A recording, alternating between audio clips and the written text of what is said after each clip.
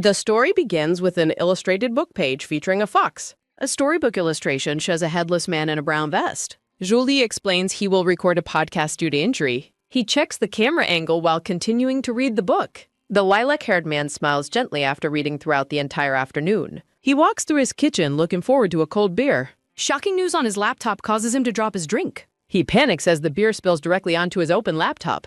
He laments his bad luck regarding his injury and broken computer. A technician at a repair shop promises a quick afternoon fix. Julie washes his face in a public restroom while waiting. He looks into the mirror and critiques his own exhausted appearance. Exhausted, he pleads for a quick repair so he can leave. He's startled to find a small boy standing behind him. The purple-haired man stares in silent confusion at the lonely child. He kneels down to the child's level and pats his head. Julie offers a friendly smile to the dark-haired young boy. He wonders if the silent child has a hearing impairment. He snaps his fingers near the boy's ear to check responsiveness. He looks around the empty mall and asks about the mother. He holds the boy's hand, surprised by his warmth and softness. Julie pulls out his phone to call the boy's parents. The boy reaches out to take the phone from his hand. Small fingers tap a phone number into the mobile device's screen. The man confirms if the input number belongs to a parents. He makes the call and explains he found a lost child. The person on the line angrily hangs up, denying the claim. The boy points toward a nearby office, prompting a new direction. They arrive at the imposing headquarters of the Shashang Group. Julie is visibly shaken to find himself at this specific company. He internally declares his desire to avoid any involvement with them. The young boy firmly tugs on his hand, leading him forward. Under the boy's direction, he reluctantly approaches the high-tech building. A voice from the hallway addresses the child as young master. Julie realizes with a start that the child is important. Two staff members mistakenly identify the man as the new nanny. The enthusiastic employee grabs his arm and pulls him along further. He attempts to protest, explaining he is not the expected nanny. The staff member ignores him and insists he wait in the office. He reflects on the fearsome reputation of the company's powerful president.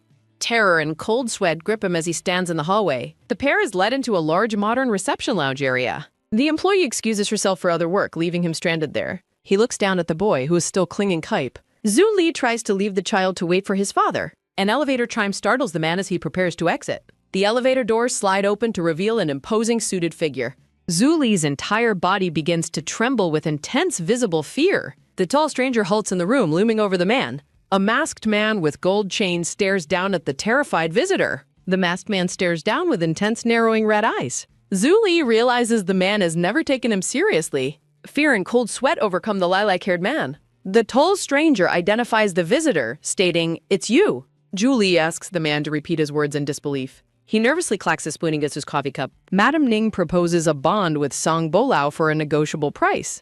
Julie rejects the offer, insisting price is not the factor. He stands up to leave, stating he is not interested. Madame Ning smiles smugly and asks if he still remembers. She offers to locate the child in exchange for his agreement. She shows him a photo of a young boy on her phone. Julie slams the table, refusing to accept the manipulative terms. He stands visibly distressed while Madame Ning remains composed. He wonders why he was chosen instead of the real Julie. He recalls arriving at the Zhu family with Ningxi years ago. A young blonde boy with green eyes gazes into space. He remembers thinking that meeting Julie was like meeting a fairy. Students approach a school that only accepts certain blood types. A burnt stack of documents sits abandoned on a desk. He recalls school bullying in his accidental meeting with Sung Balao. A close-up shows Anaya watching through a hand's gap. A dynamic figure jumps through the air in a flashback. A dark shadow looms over the lilac-haired youth on the floor. Sung Balao lands heavily on the ground near the boy. The masked figure stands tall, holding a jacket over his shoulder. He looks down and asks about the boy's blood type. Sung Bolao tells him to get lost as they pass. Zhu Li insists his first name is not Zhu. Madame Ning notes that Song Bolao's name is also different. President Song Bolao stands before the man and the child. He questions Zhu Li's presence months before their contract begins. He asks the boy where his nanny is. Jolie explains he found the child at a nearby mall. He shows his phone to prove he attempted to call. The assistant realizes she took the call and apologizes. Song Balao orders the assistant to shut up immediately. The assistant bows down in a fit of extreme terror. Zuli leaves the child behind and begins to walk away. An employee leads the young master away to another room. Zuli and Song Bolao pass each other in silence. Judy reaches for the elevator button to make his exit. He taps the button repeatedly in a frantic hurry. The elevator doors slide open to reveal an empty car. Song Bolao declares that the choice of opponent makes no difference. Julie taps the button again, desperate to leave quickly. He stands inside the elevator, looking exhausted and shaken.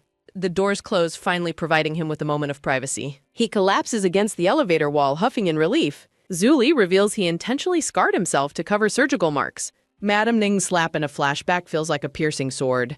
The lilac-haired man enters his room, leaving the hallway behind. During a live stream, he explains that lilacs symbolize first love. He pipes purple frosting onto a cake decorated with pink roses. He denies having a first love while responding to viewer questions. He offers tips on making floral decorations look more natural.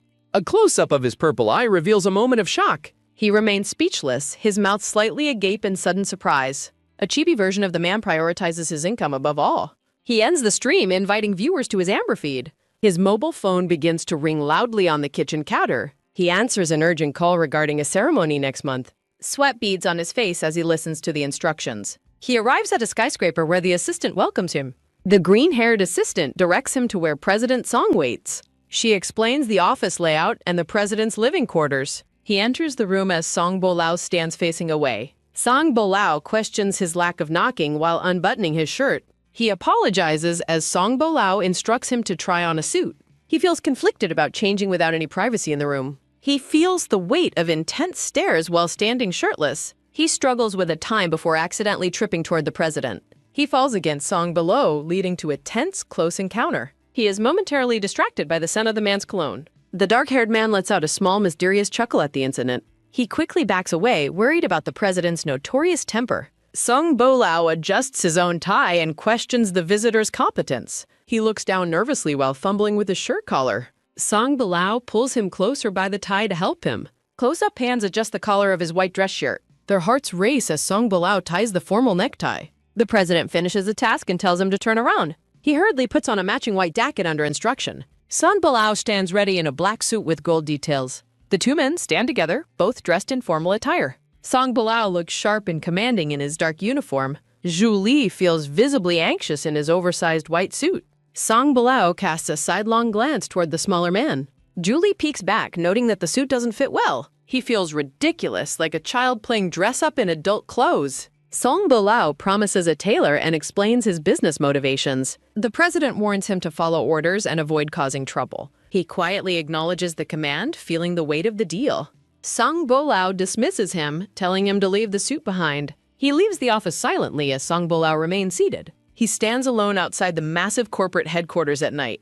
The man walks away through the deserted, neon-lit city streets. Back in his room, he turns on a discum. He sits down to write in a diary he's kept for years. He holds his pen thoughtfully, lost in his own reflections. He journals about his recent meeting, labeling the events as stupid for catharsis. Persistent ringing and knocking echo through the apartment as he answers the door. Liang Qiuyang bursts into the room, loudly scolding his friend for being so slow. The startled man asks his unexpected guest the reason for his sudden arrival. A huffing Liang Qiuyang stands before his former roommate in a trendy outfit. Liang Qiuyang aggressively demands to know why his friend hid his recent struggles. With a weary, wry smile, the man dismisses the public scandal as unimportant. Liang Qiuyang sits on the sofa, venting his extreme frustration and disbelief. The guest rants about plagiarism accusations and malicious broadcasts while water is poured. Liang Qiuyang slams his hand on the table, his anger boiling over. After a quick drink, Liang Qiuyang vows revenge against those who betrayed them. The guest prepares to start a live stream to publicly confront their enemies. The lilac-haired man restrains his friend, begging him to stop the retaliation. In a moment of desperation, he yells out that he is bonding. Liang Qiuyang freezes in shock, his phone held high during the scuffle. Crying and panicked, Liang Qiuyang fears his shut-in friend is being scammed online. He explains that the bonding involves Song Bolao and his mother's return. He admits his profound exhaustion from years of struggle and public failure. Thoughts of the masked president represent the critical decision he has made. He confesses his deep yearning for a place where he can finally rest. Liang Qiuyang stares back, the weight of the confession settling between them. He offers a gentle smile, hoping the man's mother is finally helping. Liang Qiuyang leans in close, providing a moment of sincere and warm support. A ringing phone on the table interrupts their private and emotional conversation. Annoyed by school reminders, Liang Qiuyang decides to prioritize his friend's crisis. He puts his sunglasses back on, ready to depart after the heart-to-heart. Liang Qiuyang offers final words of comfort and promises a future kara. At the door, the pink-haired guest tells his friend to stay calm. Liang Qiuyang promises to attend the bonding ceremony before slamming the door. Now alone, the man lets out a long, weary sigh in the silence. Maids carefully dress him in a white formal suit for the ceremony. He gazes into the mirror with a somber expression as preparations continue. The dressing room remains quiet as the high-stakes moment draws near. A close-up captures the mounting anxiety and hidden sadness in the man's eyes. He reflects on past traumas of being hated, excluded, and physically offended. A memory of being cruelly abandoned by his mother resurfaces in his mind. The weight of the traumatic recollections causes him to grimace in silent pain. He is startled when someone's hand suddenly reaches out to lift his hair. He weakly protests as a woman begins applying makeup to his pale face. Madam Ning places a hand on his shoulder and questions his nervous state. The mirror reflects Madam Ning's smug, manipulative smile behind her nervous charge. A piercing close-up highlights the woman's cold and calculating focus. He studies a child's photo, questioning his identity and lack of resemblance. Madam Ning dismisses his curiosity, warning him not to be greedy for answers. He asks one last question about the duration of the ceremony. Resignation fills his face as Madam Ning continues her cold, possessive touch. A black limousine carries him toward a grand estate perched on a hillside. Guards at the massive iron gate welcome the arrivals into the property. Observing the vast estate, he acknowledges the immense power of the family. His hands tremble with anxiety as he resolves there is no turning back. A black limousine pulls up slowly as a butler waits at the entrance. The car door is open for the lilac-haired man dressed in his white suit. He takes a deep, steadying breath to calm his nerves before stepping out. He walks down the red carpet toward altar where Songbolo waits. The grand outdoor ceremony is filled with guests as the two men face each other. He spots Liang Qiaoyang waving enthusiastically from the crowd and feels a bit better. A small, sincere smile touches his face at the sight of his supportive friend. Songbolo firmly grabs his hand as they prepare to finalize the bonding agreement. Songbolo pulls him closer into a formal embrace surrounded by blooming pink roses. Songbolo asks if he is nervous while looking directly into his eyes. He looks away and quietly insists that he is doing just fine. Songbolo reminds him it's a fake ceremony before waving to the applauding crowd. Liang Qiaoyang celebrates with confetti poppers as the audience claps for the couple. Both men sign the official bonding registry with white feather pens. The signatures for Songbolo and Ning Yu are finalized in the ceremonial book. A young boy in a tuxedo presents the rings on a plush red cushion. The official completes the bonding ceremony as photographers capture the high-profile event. He addresses the man as Mr. Song while a gold ring glints on his hand. A man with long dark hair interrupts, prompting Songbolo to question his uninvited presence. The visitor explains he simply wanted to see the president one last time. Songbolo abruptly releases his hold on the lilac-haired man's waist to address the guest. Songbolo orders the visitor to follow him for a private conversation elsewhere. The president leads the man away as the lilac-haired man watches in silence. He stands alone in the quiet garden, processing the sudden departure. Liang Qiaoyang surprises his friend and asks if that man was the actor Mingshu. He admits he is surprised by Mingshu's connection to the powerful Song family. They observe Songbolo's father talking to Madam Ning while discussing family inheritance rumors. The friends talk about their career goals and debut plans while overlooking the city. Liang Qiaoyang waves goodbye as he departs in a car after the event. Songbolo's father approaches and asks if he knows where his son is. He shakes his head and the father orders him to send Bolo his way. He wanders through the mansion's quiet hallways, searching for the missing president. He stops a maid and asks if she has seen Songbolo recently. The maid avoids eye contact and remains silent, looking visibly uncomfortable. He hears muffled sobbing and follows the sound toward a private balcony. He looks up, startled by the intensity of the crying coming from the stairs. He witnesses Mingshu begging Songbolo to let him stay by his side. Songbolo smokes a cigarette, listening to the desperate pleas with total indifference.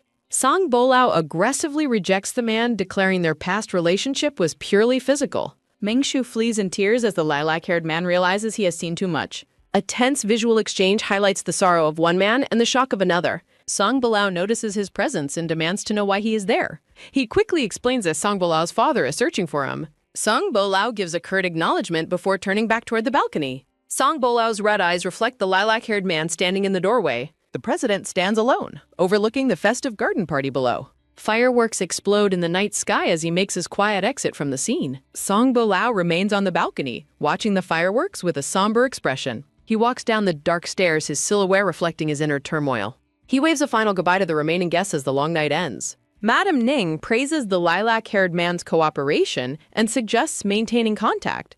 Madam Ning departs in a limousine as he stands alone on the stairs. A maid informs him that the young master is asleep while the men talk. He acknowledges the instructions to rest and not wait for the president. Songbolo enters the bedroom and suddenly embraces the startled resting man. Songbolo mocks his loneliness while he defends his decision to rest early. The president aggressively demands he fulfill his duties despite his panicked protests. The lilac-haired man struggles as the president forcefully pins him to the bed. He tries to escape, but Song Bolao firmly catches his wrist in the dark. Song Bolao pins him down, questioning why he is trying to leave. The president grips his neck as the lilac-haired man cries out in distress. Song Bolao mocks his reluctance, triggering a painful memory of a past encounter. Tears stream from the lilac-haired man's eye during the cold, forceful encounter. Song Bolao's red eyes glow with a chilling and possessive intensity. The president opens his mouth, revealing sharp, predatory teeth for a bite. Song Bolao bites down hard on the lilac-haired man's neck, pinning him. Blood drips from the fresh wound on the lilac-haired man's pale neck. Song Bolao claims ownership through the mark while the man gasps in pain. After the ordeal, Song Bolao falls asleep sprawled across the large bed. The lilac-haired man curls up alone, feeling immense disgust for his situation. While baking, he recalls his real blood type and a sudden childhood pounce. The dark-haired young boy observes the delicate rose-shaped dough on the tray. He stops the boy from eating raw dough and promises cupcakes later. A laptop displays the lilac-haired man hosting a secret baking livestream. He looks down at the tray of rose-shaped treats he just finished. The baker looks into the camera with a shy and nervous expression. Comments from viewers flood the screen, praising the baker's handsome appearance. He reacts with shock to the sudden influx of popular attention online. Panicked by the exposure, the lilac-haired man abruptly ends his livestream. He leans against the counter, breathing heavily after the stressful broadcast. The man clutches his chest, overwhelmed by the anxiety of being recognized. Memories of public humiliation and cruel accusations of plagiarism resurface in his mind. He squeezes his eyes shut against the lingering pain of his past. Someone reaches out and tugs firmly on the man's white shirt sleeve. The young boy stands beside him, looking up with silent and curious concern. The boy stares back with large, expressive eyes, waiting for his attention. He offers a weak, reassuring smile and insists that he is doing fine. The young boy runs across the room toward a tablet propped on a chair. The boy holds up a tablet showing the baker's own livestream video. He is shocked to realize the boy has been watching his secret streams. The boy praises the content while the man realizes how they might. He warns the boy about the dangers of trusting strangers based on voices. He pinches the boy's cheek while lecturing him on personal safety risks. He notices the striking resemblance between the boy and a younger Song Bolao. He begins whisking batter to make the promised cupcakes for his guest. The boy waits excitedly on a stool while the man checks the oven. The cupcakes are ready, delighting the boy with their sweet, fresh aroma. The boy holds his cupcake with wide-eyed wonder and pure, simple joy. He pets the boy's head and encourages him to enjoy the fresh treats. They both enjoy the delicious cupcakes and a rare, peaceful moment together. The lilac-haired man is startled as the young boy waits. Song Bolao enters and asks what the two of them are doing. The lilac-haired man coughs nervously while the boy watches his father. He explains they are in the middle of baking some cupcakes together. Song Bolao enters the kitchen and asks if he made them himself. He offers a treat, but Song Bolao bites it from his hand. After tasting the cupcake, Song Bolao bluntly states it is too sweet. Song Bolao explains he returned for an item and is leaving shortly. He realizes that the cupcakes were specifically intended for the young child. He insists to himself that he actually reduced the sugar content, but close-up highlights the cupcake with a single large bite taker. He chews the cake as a medical patch rests on his neck. The boy hugs him and declares that his father is lying. He smiles gently and agrees that the boy's father is a liar. The young boy runs off happily with his finished cupcake. He enters the mansion's grand library, standing before the massive wooden doors. He marvels at the massive book collection, searching for a baking guide. He decides to climb the ladder to search the higher bookshelves. He finds a deep philosophical book, but several old letters fall out. He panics and gathers the fallen papers, recognizing the distinct handwriting. He reads a child's heartbreaking note begging their mother for rescue. A memory reveals a boy with a bird during a child's illness. The boy's father becomes furious and throws the bird out.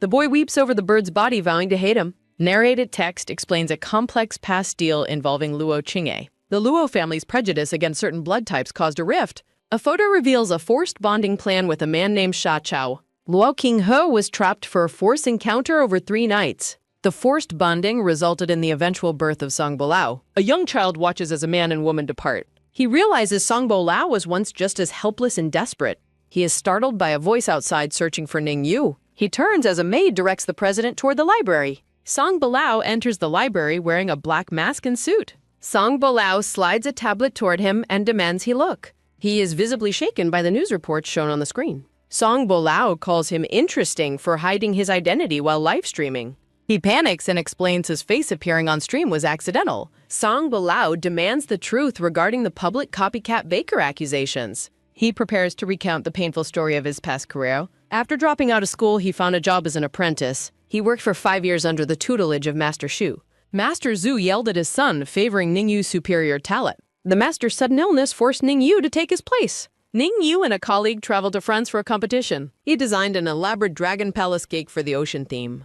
With 30 minutes left, he works on the intricate dragon details. Judges interrupt the competition to investigate a report of professional plagiarism. He is stunned to be accused of copying another participant's work. The accuser is revealed to be a famous, well-connected legacy chef.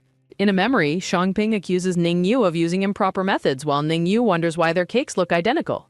Judges order Ningyu to leave as his cake is accidentally destroyed during a confrontation with Xiangping. Infuriated by Xiangping's false apology, Ningyu breaks free from guards to demand the truth. Driven by desperation and rage, Ningyu strikes Xiangping, sending him to the floor. The crowd hurls cruel insults about Ningyu's blood type as he is shunned from the competition.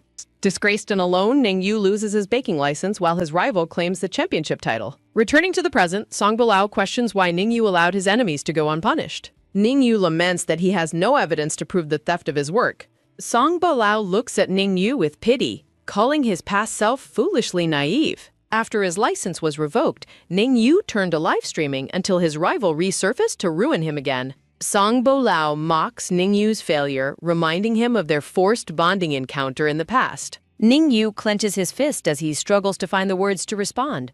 Song Bilao stares intently at Ningyu, demanding to know if he was truly innocent. Haunted by internal voices, Ningyu maintains his innocence despite having no way to prove it. A maid interrupts the library tension, reporting that the young boy is suffering a severe coughing fit. Song Bilao rushes to the bedroom to check on his son, who is struggling to breathe. The president checks the child's temperature while the boy rests uncomfortably in his bed. Song Bilao comforts the boy by promising that a doctor is on the way. Watching from the shadows, Ningyu realizes the boy needs emotional comfort more than medical care. Ningyu decides to step in and try to cheer up the sick child. Behind Song Bilao's back, Ningyu makes funny faces to distract and entertain the boy. Ningyu pulls a silly pouting face, successfully catching the young boy's attention. The young boy hides under his blanket, unable to suppress a small happy trouble. Ningyu beams with genuine joy at seeing the boy's mood finally improve. Hearing a strange sound, Song Bilao turns around and catches Ningyu mid-performance. A silent, awkward stare follows as Song Bilao realizes what Ningyu was doing. Overwhelmed by embarrassment, Ningyu collapses into a ball of shame on the floor. Lu Mengbai, a high-ranking doctor and Song Bilao's cousin, arrives to treat the young boy.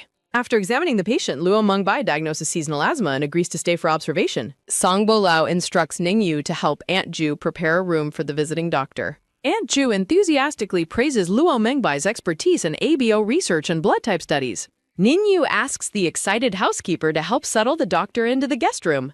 Late at night, Ningyu returns to the bedroom while Song Bilao takes a private call. Over the phone, Song Bilao defensively insists that he would never harm his own son. Song Bilao joins Ningyu in bed, darkly questioning why the boy is unable to speak. Ningyu remains silent, feeling the heavy atmosphere of the dark room. The scene shifts as the door closes, sealing the two men in the quiet bedroom. Song Bilao, standing over him in his robe, reveals the bite mark is healed. Song Bilao warns that his scent is fading and aggressively moves to reclaim the mark. Song Bilao forcefully grabs Ningyu's wrists and pins him against the bed. Despite Ningyu's protests, Song Bilao holds him down with cold, possessive strength. Song Bilao grips Ningyu's neck and jaw, preparing to deliver a fresh mark. Song Bilao bites down hard on the man's neck, drying blood in the process. A close-up shows Song Bilao's sharp teeth releasing the bleeding fresh wound. Song Bilao licks the blood from the wound as Ningyu flees to find bandages. Song Bilao warns Ningyu that his father arrives tomorrow and demands total silence. Ningyu agrees to the terms and quickly exits the room, leaving the president alone. Standing alone in the hallway, Ningyu reflects on his increasingly volatile situation. Ningyu enters the nursery to find the doctor and housekeeper still attending the boy. Hiding his neck, Ningyu asks Aunt Ju for help with his fresh injury. Luo Mengbai tells the others to be quiet as Ningyu hides his bleeding neck. The doctor offers her professional expertise to treat Ningyu's fresh injury. Luo Mengbai cleans the wound, criticizing Song Bilao's ruthless and aggressive behavior. She explains how type A pheromones serve as a territorial warning for others. Luo Mengbai applies a medical patch while discussing human evolution and viruses. The doctor finishes the treatment as Ningyu expresses his sincere gratitude. Chibi Luo Mengbai explains blood type immunity rates regarding the C20 virus. Ningyu feels unsettled and decides to check on the young boy. Luo Mengbai examines the sleeping child and advises everyone to go rest. Ningyu learns the boy's condition was inherited from his biological mother. The doctor leaves the details of the mother's history for Song Bilao to explain. The next morning, Ningyu reads a storybook to the young boy. Song Bolao's uncle enters the room, asking about the health of the child. The uncle checks on Song Mo, holding his hand with great concern. He instructs the child to report any discomfort and to rest well. The uncle yells at Ningyu, questioning if the family is too poor. He blames Ningyu's career for negatively impacting the health of the boy. Song Bolao intervenes, telling his uncle to focus only on seeing the child. The uncle says goodbye to Song Mo, promising to visit him again. He criticizes Song Bolao's poor parenting skills as they leave the bedroom. Song Bolao defends his efforts as the young boy hides under the blankets. Song Bolao questions his paternal role while Ningyu hears the boy cough. Internal thoughts reveal Song Bolao's confusion regarding how to be a good father. A violent memory of a slap startles Ning from his current reading. A flashback shows a young Ningyu asking about his mother's future marriage. His mother pinches his nose while people nearby shout cruel, prejudiced insults. A crash echoes as the mother cleans up broken glass while alone. Young Ningyu watches his mother frantically cleaning the messy, shattered floor. The young boy asks if she is hurt as her hands tremble. The mother blames the child's blood type for her own personal misery. A sharp slap from the past shocks Ningyu in the present moment. Ningyu reflects on the toxic environment present in the boy's home. He recognizes the vital role parents play in a child's healthy growth. Ningyu hopes for at least one responsible parent in the boy's life. A text message from Ningxi arrives requesting a meeting at a cafe. Song Mo clings to Ningyu's leg, refusing to let him go. Anju suggests taking the young master along on the trip to city. Ningyu plans to leave the boy with his father while he works. Anju asks Ningyu to deliver jars of her homemade beef sauce. She explains the jars are for Song Bolao and his personal assistant. The red car travels to the busy futuristic streets of the city. Song Mo peers out the car window in awe of the urban scenery. Ningyu reminds the boy about safety while the vehicle is moving. The green light signals for the heavy traffic to proceed through the intersection. The red car comes to a sudden halt during the busy morning commute. Ningyu waits at a red light amidst a crowded city street. Song Mo's eyes light up at the sight of a nearby bakery. A vibrant, colorful display of cakes and sweets catches the boy's eye. Ningyu spots Shu Mei-rin standing outside a popular, crowded cake shop. He asks Song Mo if he would like some of the delicious cakes. Gently patting the boy's head, Ningyu promises to buy the cake. The driver acknowledges Ningyu's instructions as the boy waves farewell. Entering the bakery, Ningyu asks Song Mo to choose a treat. Staring in disbelief, the waitress realizes the customer is her old senior. Overwhelmed with emotion, the girl lunges forward to hug a startled Ningyu. Ningyu recognizes his junior, Little Ju. While feeling relieved, she remained employed. Little Zhu greets the boy as Ningyu encourages him to be social. A colorful variety of cake slices are presented in a festive gift box. Song Mo politely accepts the gift while Little Zhu beams at him. Ningyu smiles kindly as he asks for the price of the cake. Little Zhu offers the cake as a treat, but an arrogant chef interrupts with insults. Ningyu walks away, telling Chang Xingzi to mind his own business with his rival. Arriving at the skyscraper, a secretary welcomes Ningyu to the Shaoxing group. An elevator bell rings as the sound of Song Balao's yelling echoes nearby. Song Balao demands results over data while the secretary offers Ningyu water. Waiting in the office, the secretary laments the lack of research progress. As a dejected researcher exits, Ningyu asks about the difficulty of the project. The secretary explains the complex challenges of extending new energy battery lifespans. Entering the room, a masked Song Balao criticizes the boy's sugary meal. Ningyu defends the treat as a reward while Song Bolao removes his mask. Song Bolao reaches for the box, noting the familiar branding of the shop. The president explains he stopped buying there after the quality significantly declined. Realizing Song Bolao likely ate his past work, Ningyu offers the beef sauce. Song Bolao smirks, expressing his preference for the sauce over the cakes. As Song Mo prepares to eat, his father suddenly snatches the strawberry. Song Bolao eats the fruit while the boy stares in devastated silence. Watching the petty theft, Ningyu is baffled by the president's childish behavior. Song Mo begins to tear up, tugging on Ningyu's shirt for comfort. Ningyu quickly reassures the child, offering him another slice of cake. Happily eating, Song Mo thanks mommy, leaving both men completely stunned. Song Balao glares at Ningyu, questioning if he coached the boy's behavior. The young boy gazes up with innocent confusion at the sudden tension. Ningyu denies the accusation, but accepts the boy's chosen way of addressing him. Ningyu tenderly strokes the boy's hair, recognizing his bravery in speaking. Song Balao maintains a cold, piercing stare as he processes the scene. The secretary intervenes, leading the young boy away to wash his hands. Once alone, Song Bolao sternly warns Ningyu against doing anything unnecessary. Ningyu looks up, calmly asking for clarification on the president's warning. Song Bolao mocks the mother role, warning Ningyu to stop playing house. A heavy silence fills the room as Ning Yu absorbs the cruel rejection. Ning Yu clarifies his lack of ulterior motives regarding the boy's biological mother. He explains his genuine care for Song Mo despite his friction with the father. A small, enigmatic smirk plays across Song Bilao's face as he listens. Ning Yu's phone alerts him that his scheduled meeting time has arrived. Before he can leave, Song Bilao mentions upcoming legal documents for him to sign. Stunned by the mention of a lawyer, Ning Yu pauses at the door. Song Bilao notes that Ning Yu's reputation no longer affects only himself. He emphasizes that his company's public image is now tied to Ning Yu's standing. Sipping his tea, Song Bilao insults Ning Yu while promising to fix his mess. Haunting memories of his disgrace return as Ning Yu considers the possibility of winning. Song Bilao claims the Shawshang Group employs the best lawyers globally and questions why they deserve high fees if they cannot win a simple lawsuit. A close-up of the president's mouth emphasizes his cold declaration that he never keeps losers. Ning Yu smiles softly, his silver hair framing his calm face. Ning Yu bows deeply in the cafe, thanking Song Bilao and apologizing for the trouble he caused. Sipping tea against the city skyline, Song Bilao tells Ning Yu to stop doing things that cause further trouble as the silver-haired man departs. Protesters fill the city streets, holding signs demanding equality and human rights for those with type B blood.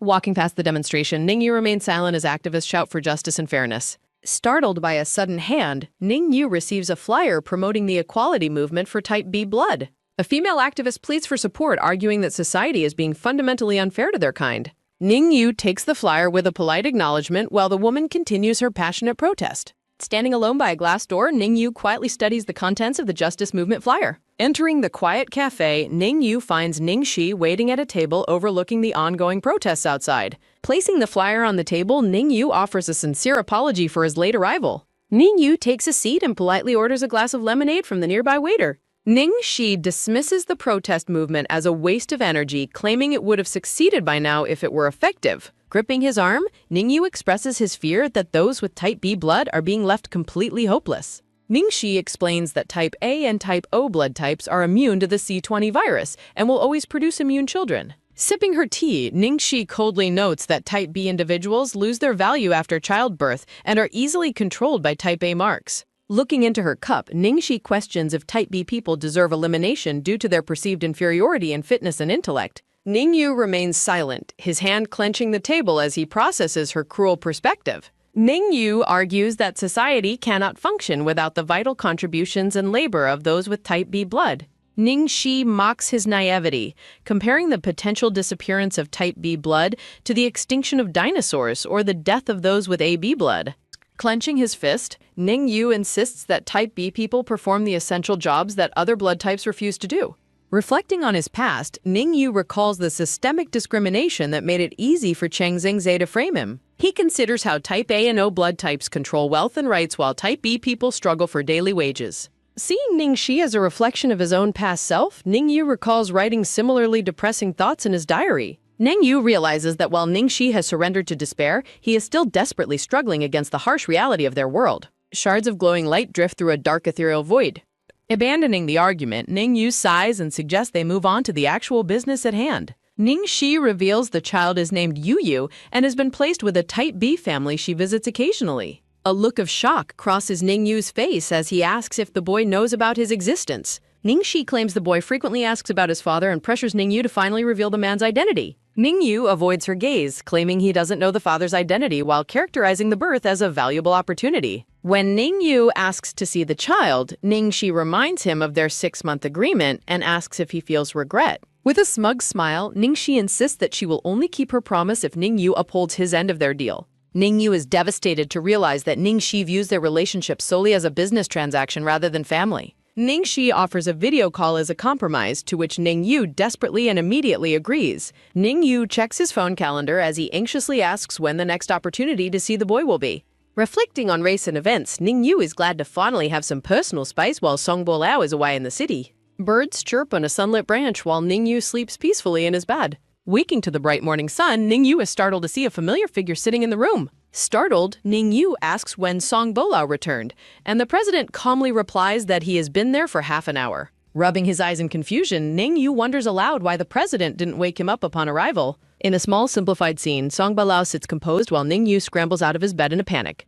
Noticing it is only 8:45, Ning Yu questions why the president has returned home so early today. Ning Yu looks back with a worried expression, asking if the man forgot something important. Song Bo-lao sets his tea down, coldly asserting that he needs no reason to return to his own home. Feeling flustered and overwhelmed, Ning Yu waves his hands while trying to compose himself. Song Bo-lao gazes silently at Ning Yu, whose visible panic and disheveled appearance are highlighted by descriptive labels. Ning Yu stands before the president with messy hair and an untidy collar, looking completely bewildered. A close-up reveals Ning Yu's eye as he begins to stir.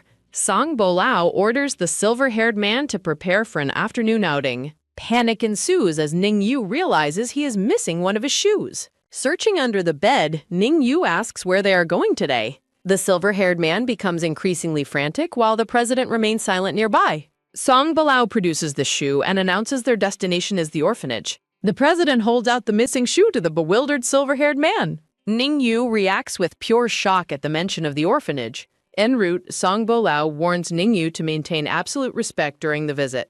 Ning Yu reflects on the political high stakes and the president's ruthless reputation. Tension peaks as Song Bo-lao's cold stare forces a panicked response from Ning Yu. The president remains focused on his digital tablet as the car continues forward. Ning Yu considers the immense pressure of the upcoming congressional election campaign. Narration describes the fierce competition among the wealthy elite of Shangtan City. The silver-haired man worries about the consequences of any mistakes during the event. Upon arrival, they are greeted by orphans presenting large, colorful bouquets. Ning Yu realizes these children are merely being used as political props. A swarm of paparazzi captures every moment of their arrival with flashing cameras. Song Bo-lao firmly takes Ning Yu's hand to project an image of unity. The masked president keeps a watchful eye on the surrounding media. Song Bo-lao maintains the facade, telling Ning Yu he will hold him steady. Ning Yu reflects on how their public, royal image is entirely fabricated. They walk together into the orphanage, acutely aware of the performance they're giving. The dean leads the group through the canteen where children are eating. Song Bo-lao acts as a perfect gentleman while touring the classrooms and library. A sudden, loud disruption from outside halts the formal tour. In the courtyard, a group of children are fighting over a hair tie. Ning Yu watches the chaotic scene through a window with a pensive expression. The dean apologizes profusely for the embarrassing behavior of the children. Song Bo-lao dismisses the incident as normal childhood behavior, surprising the dean. Watching the kids, Ning Yu can't help but think of his own son. The silver-haired man is momentarily stunned by the unfolding situation. Ning Yu finds it difficult to believe the president's sudden display of patience. The orphanage staff thanks the pair warmly as they prepare to depart. Back in the car, Ning Yu is lost in deep, melancholy thought. He wonders if his hidden child, Yu, also fights and feels abandoned. Pouring a drink, Song Bo-lao asks Ning Yu what is capturing his attention. Ning Yu quickly dismisses his internal worries as being about nothing important. Song Bo-lao brings up Ning Yu's past close relationship with Zhu Li. Memories of high school bullying and Zhu Li's calculated protection resurface. A younger, bruised Ning Yu stands beside a composed Zhu Li in memory. Flashback. Ning Yu is brutally kicked to the ground by a group. Flashback. A group of masked students surrounds and mocks the fallen boy. Flashback. One bully pins Ning Yu down, demanding his zealots. Flashback. The tormentors harass Ning Yu specifically about his bod type. Flashback. Multiple hands grab at the defenseless boy on the pavement. Flashback. Ning Yu's eyes widen as he sees someone new approaching. Flashback. A younger, masked Song Bo-lao arrives to claim the territory. Flashback. Song Bo-lao strikes one of the bullies down with his briefcase. Flashback. The remaining bullies watch in terror as their leader is hit. The silver-haired boy is brutally kicked to the ground by bullies. The masked, black-haired man asks the boy who he is. An oppressive shadow looms over the boy as the man approaches. The black-haired man ruthlessly steps on the silver-haired boy's head. Looking down coldly, the black-haired man commands everyone to leave. The other bullies flee in terror as the man wedges them. The bruised boy offers thanks, but the man calls him a loser. The silver-haired boy clenches his fist in silent frustration on the pavement.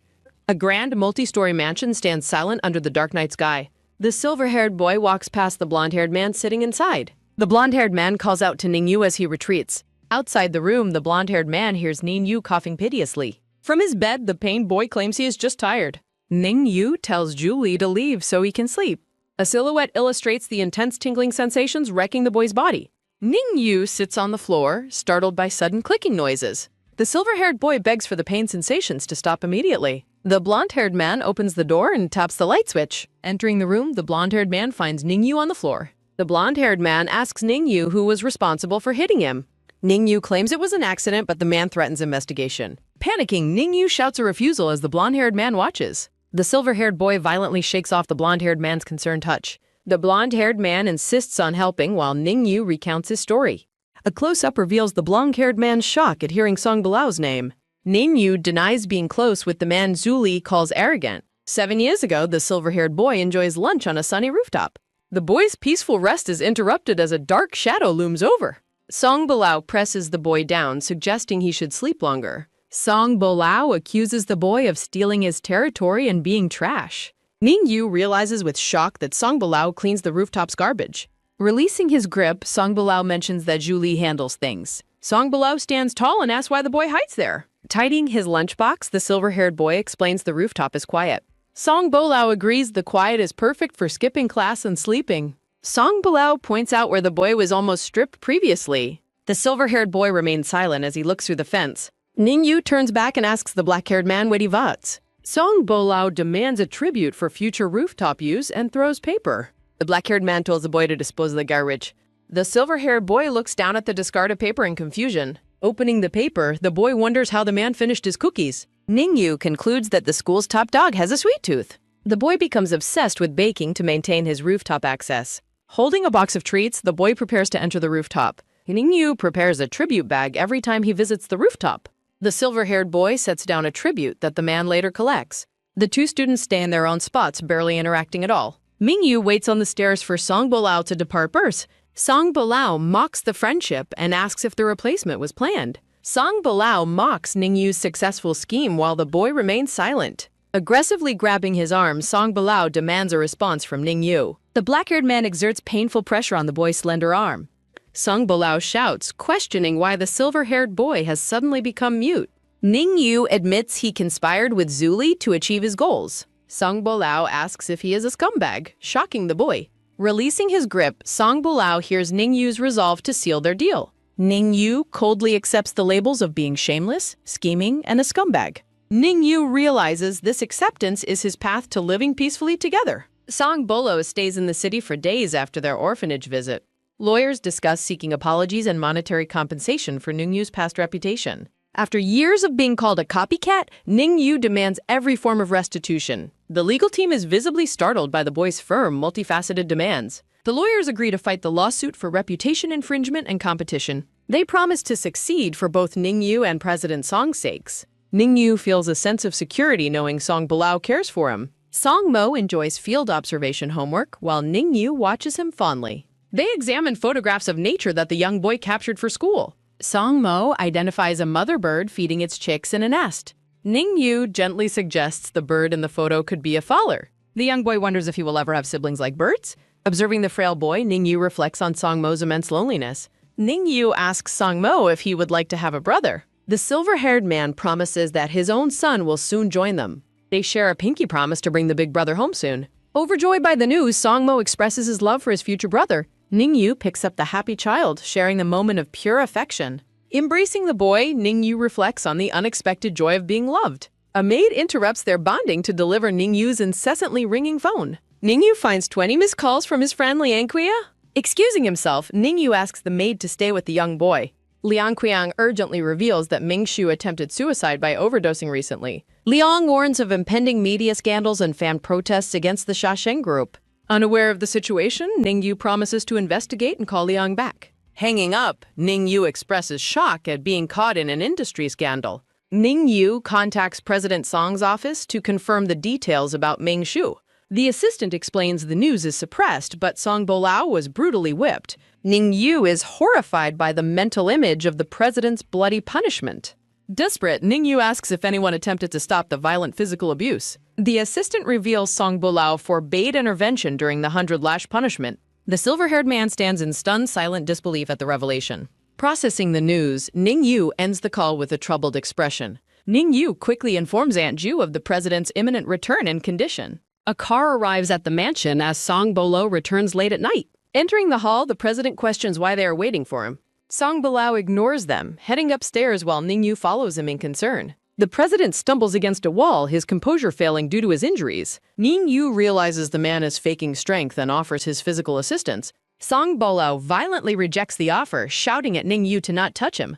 Gasping for air, the injured president retreats alone down the long, dark hallway. The silver-haired man remains silent, his expression unreadable and somber. The dark-haired man firmly grips Ningyu's arm, telling him to stop being stubborn. In the dimly lit hallway, the two men stand together in a moment of quiet tension. Bilao helps the silver-haired man walk through the doorway into a dark bedroom. Ningyu pushes the dark-haired man away, demanding to be left alone and told to get out. The silver-haired man criticizes Bilao for acting like a child as he notices blood on his back. Ningyu warns Bilao that his wound is bleeding, but Bilao dismisses the concern. Reflecting on the man's past injuries, Ningyu lifts the blood-soaked bandages to check the wound. In a flashback, young Ningyu applies medicine to Bilao's bruised back after he was beaten. A text bubble identifies the person responsible for the beating as Luo Qinghua. Song Bilao lies face down on the bed, looking exhausted and pained. The silver-haired man stands over the bed, looking down at the injured man with concern. The dark-haired man tells Ningyu to leave the room immediately. Ningyu ignores the command and asks if Bilao would like a glass of water. Bilao refuses help, prompting Ningyu to plan on sleeping next door while the housekeeper arrives. Ningyu instructs Aunt Ju not to call the doctor yet, leaving the wounded beast to rest. A glass of water sits untouched on the side table in the moonlight. The dark-haired man falls into a deep sleep, his bandaged back exposed to the room. Ningyu checks Bilao's forehead, feeling relief to find that he does not have a fever. Poking the sleeping man's forehead, Ningyu remarks that this pain is the result of messing around. Bilao is startled in his sleep and turns over away from the touch. After a chibi moment of frustration, Ningyu looks at the sleeping man with a soft smile. The dark-haired man continues to sleep soundly against the white pillows. Ningyu leaves the room and resolves to find a specific letter to hide his intrusion. Entering the library, the silver-haired man finds a book titled Meaning of Life on the shelf. Ningyu pulls an old yellowed envelope from the pages of the book. Looking through a bird photography book, Ningyu reflects on the irony of Bilao's lonely travels. Internal versions of Ningyu argue before he decides to continue reading the private letters. The silver-haired man holds the large green book thoughtfully against his chest. Ningyu turns on a lamp, casting a warm glow over the letter he is about to read. Sitting on the sofa, Ningyu realizes that a deal with Sha Qiao changed Bilao's life. Memories surface of Luo Qinghua being cruel to Bilao while indulging her stepson and killing Bilao's bird. Flashbacks show Bilao being punished unfairly while Ningyu compares different family members' incompetence. Ningyu reads a heartbreaking childhood letter from Bilao asking his mother why she abandoned him. The letter concludes with a devastating realization that no one needs him, leaving Ningyu stunned. Snapping out of his thoughts, Ningyu quickly puts the letter back and closes the book. After returning the book, Ningyu is startled by the sound of a glass crashing nearby. Rushing back to the bedroom, the silver-haired man finds Bilao awake and asks what happened. Bilao notes how fast Ningyu arrived, while Ningyu lies about just passing by. Bilao asks for water while the silver-haired man begins to clean up the broken glass. As Ningyu turns to leave, the dark-haired man asks him to wait. Ningyu sits on a stool by the bed while Bilao drinks water through a straw. The dark-haired man huffs in exhaustion while finishing the glass of water. Touching his forehead, Ningyu confirms Bilao has a fever before Bilao roughly shakes his hand off. Bilao demands medicine so he can sleep, and Ningyu tells him to stay put while he gets it. The dark-haired man takes the pill from Ningyu's hand and swallows it. Bilao collapses back onto the bed, huffing as the fever takes its toll. Ningyu watches the man with a look of deep, silent pity. The silver-haired man remains in the room, watching over the sleeping Bilao from a nearby chair. Floating thought bubbles echo a child's question of why he was left behind. As Song Bilao talks in his sleep, Ningyu watches him with concern. Ningyu notices the black-haired man's temperature rising and his face flushing. A close-up shows hands twisting water out of a white cloth towel. Ningyu gently wipes the sweat from the injured man's bare back. Ningyu reacts with a start when the towel slips from Bilao's forehead. Song Bilao grabs Ningyu's arm in his sleep, shivering and asking why he was mean. Looking down with a pained expression, the silver-haired man offers a soft apology. Ningyu asks for forgiveness while tucking in the man who mumbles that it's a dream. Relieved that the man has settled back into sleep, Ningyu exhales deeply. The doctor asks why his father hit him while Song Bilao removes his bandages. Showing the horrific whip scars on his back, the woman asks what angered his father. Song Bilao explains that a celebrity took pills because of him and wanted a visit. The doctor mocks his bad luck with the celebrity while treating his painful wounds. Adjusting her glasses, the woman asks if this scandal caused the physical punishment. Song Bilao looks away and notes that the woman already knows his father's plan. Bilao explains his father threatened to whip him to compensate for any lost votes. Ningyu reflects on their stubbornness while the doctor discusses the potential loss of votes. The doctor notes that the situation is risky and the father's anger is understandable. Wrapping the bandage, the woman comments on how much they are truly related. The woman identifies herself as his cousin while Ningyu listens silently in the background. The black-haired man remains silent as the bandaging of his torso is completed. Songmo runs through the water, happy that the tutor praised his footwork. Ningyu smiles warmly as he watches the young boy play in the sun. The pair explores a rocky stream while searching for a beautiful stone for school. Songmo excitedly holds up a small red stone he found in the water. Ningyu suggests the red stone might be a gemstone similar to a bloodstone. Songmo is curious about the bloodstone, while Ningyu prepares to show him photos. The silver-haired man asks if they are ready to leave the stream. Ningyu pats the young boy's head and calls him a very good kid. The happy child runs ahead along the mountain path while Ningyu follows. Ningyu warns the boy about the slippery path right before he slips himself. The silver-haired man falls into the water as the young boy watches in shock. Ningyu sits in the shallow stream, groaning in pain from his fall. Songmo rushes back toward him, crying out to ask if he is okay. Inspecting his bare foot, Ningyu admits he has badly sprained his ankle. Ningyu worries about being stuck while telling the child not to be afraid. Ningyu manages to call Song Bolao, pleading for someone to come pick them up. On the other end, the black-haired man asks what happened to the silver-haired man. Ningyu quickly repeats his location before the call suddenly ends. Ningyu stares at his phone in despair as the signal completely disappears. Songmo clings to the man's arm and admits he's feeling very scared. Ningyu attempts to stand up to see if he can walk out Aloha. Intense tingling sensations prevent the man from putting any weight on his foot. Ningyu sits back down, and the boy asks if they should wait for Daddy. The pair sits together as Ningyu wonders if help will arrive by sunset. Songmo points out a bird, which Ningyu identifies as a shrike. A text panel explains that the long-tailed shrike is a species the man knows. Flashback, a younger Ningyu sits alone in a school uniform, writing in a notebook. The student pauses his work when he hears a bird chirping nearby. A purple bird perches on the chain-link fence as the boy watches it. In a flashback, Song Bolao asks if the bird is beautiful, while the narrator notes its ruthless nature. During their secret meetings, Bolao describes bird habits and various species with surprising passion. The black-haired boy asks the silver-haired student if he is familiar with shrikes. Ningyu silently ponders whether he should admit to knowing about the bird. Bolao describes the butcher bird, while Ningyu reflects on the imperfections of even great people. Ningyu notes that Bolao's drawing skills are as poor as his infamous temper. Seeing his companion struggle, Ningyu offers to draw if Bolao provides the descriptions. As Bolao describes the bird's features, Ningyu begins a detailed sketch in the notebook. Bolao praises the drawing and asks if Ningyu's name was inspired by the shrike. Bolao shares the protective nature of shrikes and wonders if his name signifies a wish for protection. Back in the present, Songmo's question about a daddy bird makes Ningyu laugh. Ningyu explains to the young boy that his father's name relates to the shrike. A confused-looking shrike watches the pair from its perch. The colorful bird rests quietly on a rock within the sun-dappled woods. Songmo watches in awe as the wild bird takes flight into the trees. Ningyu warns the boy to stay safe while struggling with a lack of signal. The child's gaze follows the bird as it glides through the forest canopy. The bird flies past a dark silhouette, signaling a mysterious presence. Songmo calls out for his father, leaving Ningyu in stunned disbelief. Ningyu insists it is just the bird, unaware that help has arrived. Song Bolao reveals himself, confirming that he has come for them. The president stands before his family in the quiet forest clearing. Bolao kneels to examine the silver-haired man's sprained ankle for any serious damage. The black-haired man offers his back and commands the injured man to climb on. Ningyu voices his worries about Bolao's own wounds and suggests an alternative rescue plan. Irritated by the resistance, Bolao questions why the silver-haired man is being so difficult. Song Bolao gives a firm ultimatum about how they will return home. He bluntly tells the man to either accept the help or crawl back alone. Bolao stands tall and waits for Ningyu to make a final choice. Accepting the help, Ningyu apologizes and carefully leans onto the man's back. Ningyu asks if the weight is hurting the man's fresh back wounds. Bolao tells him to stay out of it and begins walking with a slight stagger. The father tells his son to follow closely and not to wander off. The group makes their way through the lush forest as evening approaches, but Songmo keeps a firm hold on his father's clothing to stay close. The young boy remains close to his father's side during the trek home. Ningyu asks Bolao to slow down so the child can keep up with them. Bolao adjusts his pace, bringing a joyful smile to the young boy's face. Carrying Ningyu, Bolao creates a rare, cozy moment that makes the injured man happy. The trio finally spots the lights of the mansion through the dense foliage. Overjoyed to be back, Songmo runs toward the house shouting their arrival.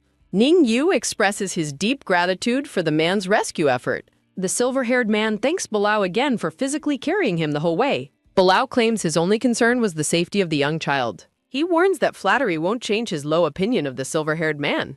Bolao gasps in surprise as Ningyu suddenly tightens his hold. A flustered Bolao commands the man to stop moving around. Ningyu accepts Bolao's harshness, needing nothing in return for his own kindness. The exhausted doctor requests compassion after a long night of medical research and care. Bolao enjoys his morning tea while playfully threatening the doctor's upcoming research funding. Luo Mengbai jokes with Ning Yu about her blood type, claiming she is not as fragile as those with type O. The doctor slowly rotates the silver-haired man's injured foot to assess the damage. Luo Mengbai confirms it is a sprain, prompting Ning Yu to ask Aunt Ju for the ointment Song Bolao used. The woman pours medicinal oil from a gold bottle, warning the silver-haired man that the treatment will be painful. Ning Yu hisses in pain during the massage while young Song Mo watches the scene with a nervous expression. Despite the pain, the silver-haired man smiles and tells the boy that it doesn't hurt to keep him calm. Holding a teacup, Song Bolao tells the man to stop lying to the child and calls his son over. The black-haired man uses the painful treatment as a warning for the boy to be more careful while walking. Bolao further frightens the young child by describing the possibility of surgery if he ever breaks a bone. Ning Yu tells him to stop, realizing the man's harsh parenting style is the reason for the boy's fear. The silver-haired man asks the maid to take the boy away for pudding while he continues his treatment. As the boy is led away, Luo Mengbai criticizes her cousin for having such a terrible personality. The woman compares the black-haired man's cold demeanor to a villainous character from a dark fairy tale. Sipping his tea, Bolao dismisses her, stating that the boy must learn responsibility rather than be coddled. Annoyed by her cousin's attitude, the woman abruptly stops the massage on the silver-haired man's foot. The silver-haired man looks up in confusion as the atmosphere in the room shifts. Song Bolao hands a stack of legal documents to Ning Yu and commands him to memorize the contents. Ning Yu reads the high-profile legal statement regarding defamation and slander with a shocked expression. The silver-haired man questions the public nature of the statement while Bolo tells him to prepare his social media. The black-haired man looks down on his companion, insulting his current pathetic state. Bolao mocks the man's past ambitions and calls him a coward for hesitating to clear his reputation publicly. Ning Yu worries about his inactive account, but Bolao reveals his own company is the largest shareholder of the platform. The president smirks as he confirms his total control over the situation to the stunned silver-haired man. A text panel explains that Bolao spent time strictly monitoring and correcting the man's memorization of the statement. The black-haired man leans in close and lifts the silver-haired man's chin with his hand. A close-up shows Bolao's finger grazing Ning Yu's pale lips in a provocative manner. The silver-haired man's eyes widen in shock at the sudden and intimate physical contact. Bolao presses his thumb against the man's lip as Ning Yu admits the proximity is making him nervous. A close-up shows the silver-haired man's eye as he tries to snap out of his dazed state. Bolao pulls away and asks if this is an attempt at seduction, leaving the man flustered by the accusation. Ning Yu silently ponders whether admitting to the false claim would be the quickest way to make the man leave. The silver-haired man ultimately denies the accusation, insisting he is not trying to seduce the president. The black-haired man twists the denial, asking if Ning Yu is suggesting that he is being forced into it. A close-up of Bolao's smirking mouth shows him questioning if the silver-haired man simply lacks self-control. Insulted by the narcissism, Ning Yu laments that his injury prevents him from simply running away. The silver-haired man gives in and admits he cannot control himself, hoping to end the confrontation. The black-haired man's red eye narrows as he processes the man's sudden confession. Bolao leans back over the desk with a curious expression as the silver-haired man looks away. Lifts his chin again, the black-haired man maintains a firm grip on the silver-haired man's face. Bolao strokes the man's neck while commenting on his admitted lack of self-control. The president notes it's a shame his own injuries prevent him from satisfying the man right now. With a dark smirk, Bolao offers to reward the man with something else instead. The black-haired man mentions a specific event Ning Yu witnessed on the rooftop years ago. The silver-haired man's eye widens in pure shock as a suppressed memory resurfaces. Flashback, a younger Ning Yu naps on a school rooftop until a strange noise suddenly rouses him. The student gets up to investigate the source of the heavy breathing echoing behind the fence. A younger Bolao in a mask is seen leaning against the fence in a state of physical distress. The student watches from the doorway, completely stunned by the shocking scene he has stumbled upon. In the present, the silver-haired man's face flushes as he completely snaps back to his senses. Flashback, Ning Yu flees the rooftop in a panic, leaving his textbooks and homework scattered on the floor. A serene sunset glows over the school as evening approaches. Flashback, younger Ning Yu spies on Bolao, who is reading his notebook. The silver-haired student panics, realizing Bolao has found his personal homework. The notebook contains a theory about destined love between blood types. Younger Ning Yu shouts in protest, desperately trying to reclaim his property. The black-haired boy teases his companion by keeping the notebook away. Bolao taps the flustered student's face and tells him to relax. Holding the papers high, the boy refuses to stop reading the contents. Ning Yu demands the book back, but Bolao finds the theory interesting.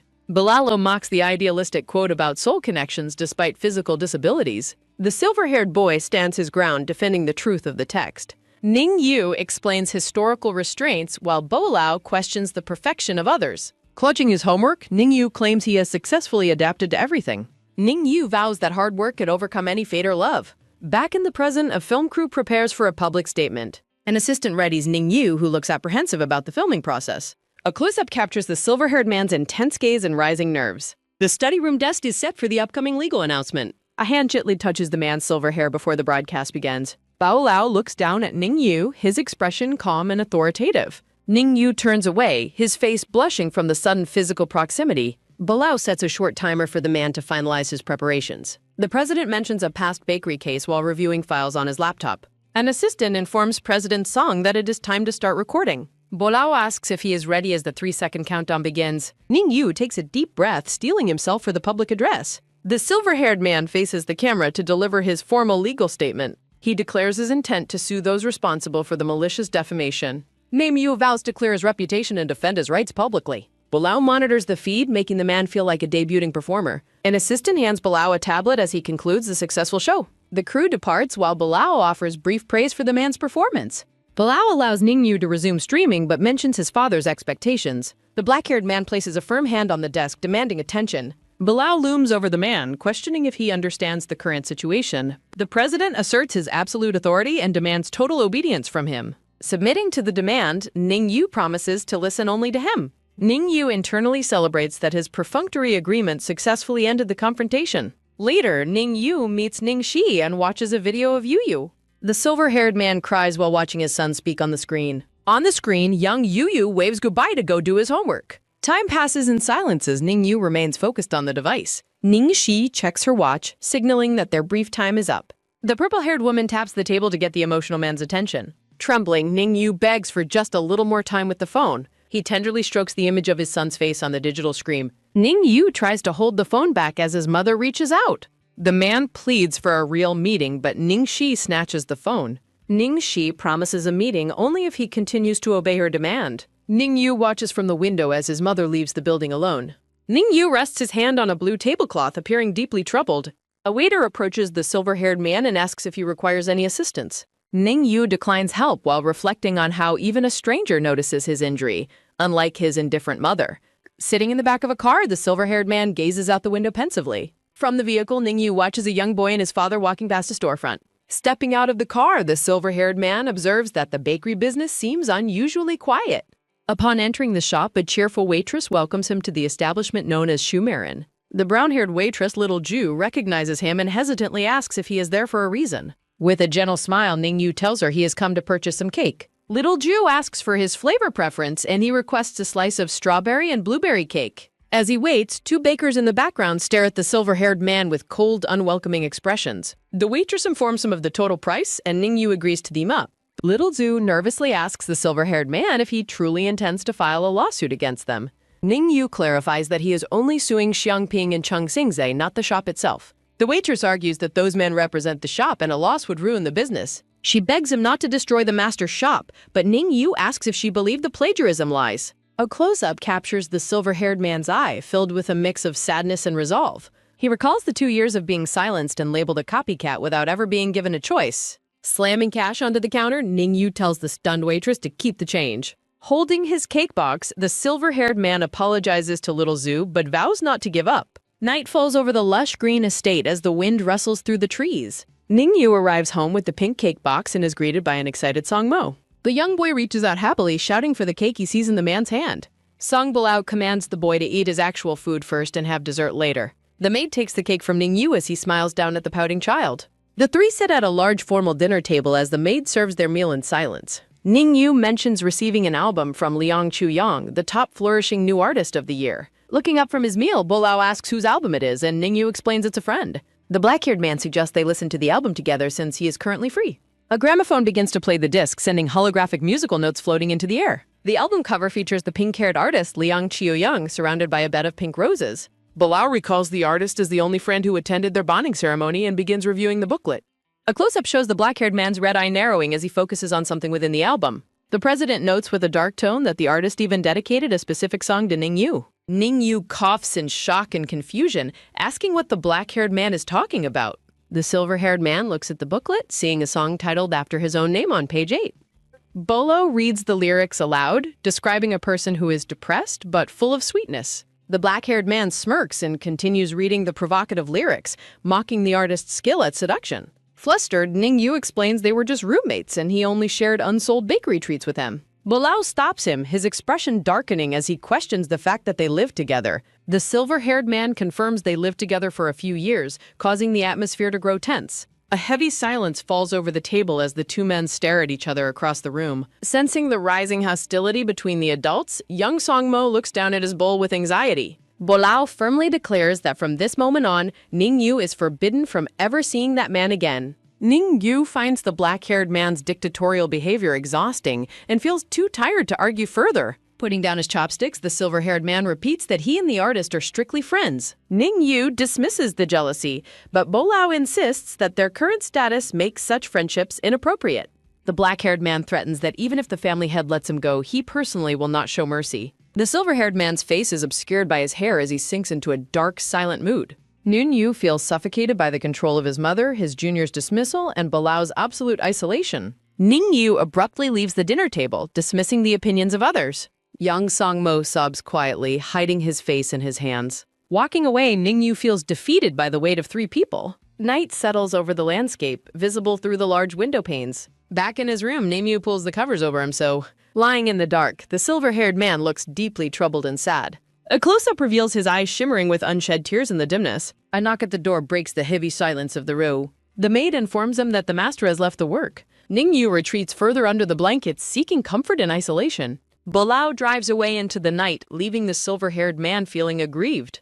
The next morning, Ningyu greets his viewers as he starts streaming. He apologizes for his long absence to his growing online audience. Ningyu announces an ambitious 72-hour live stream to showcase his baking skills. Preparing his tools, he acknowledges the public's widespread misunderstanding of his talents. With a determined look, the silver-haired man vows to prove his worth. Hours into the stream, Ningyu pauses to interact with longtime followers. A flash of surprise crosses his face as he reads the chat. He admits he only finds the strength to fight when cornered. Ningyu explains professional techniques while becoming more comfortable in front of the camera. Showing his materials, he notes that many viewers are watching for drama.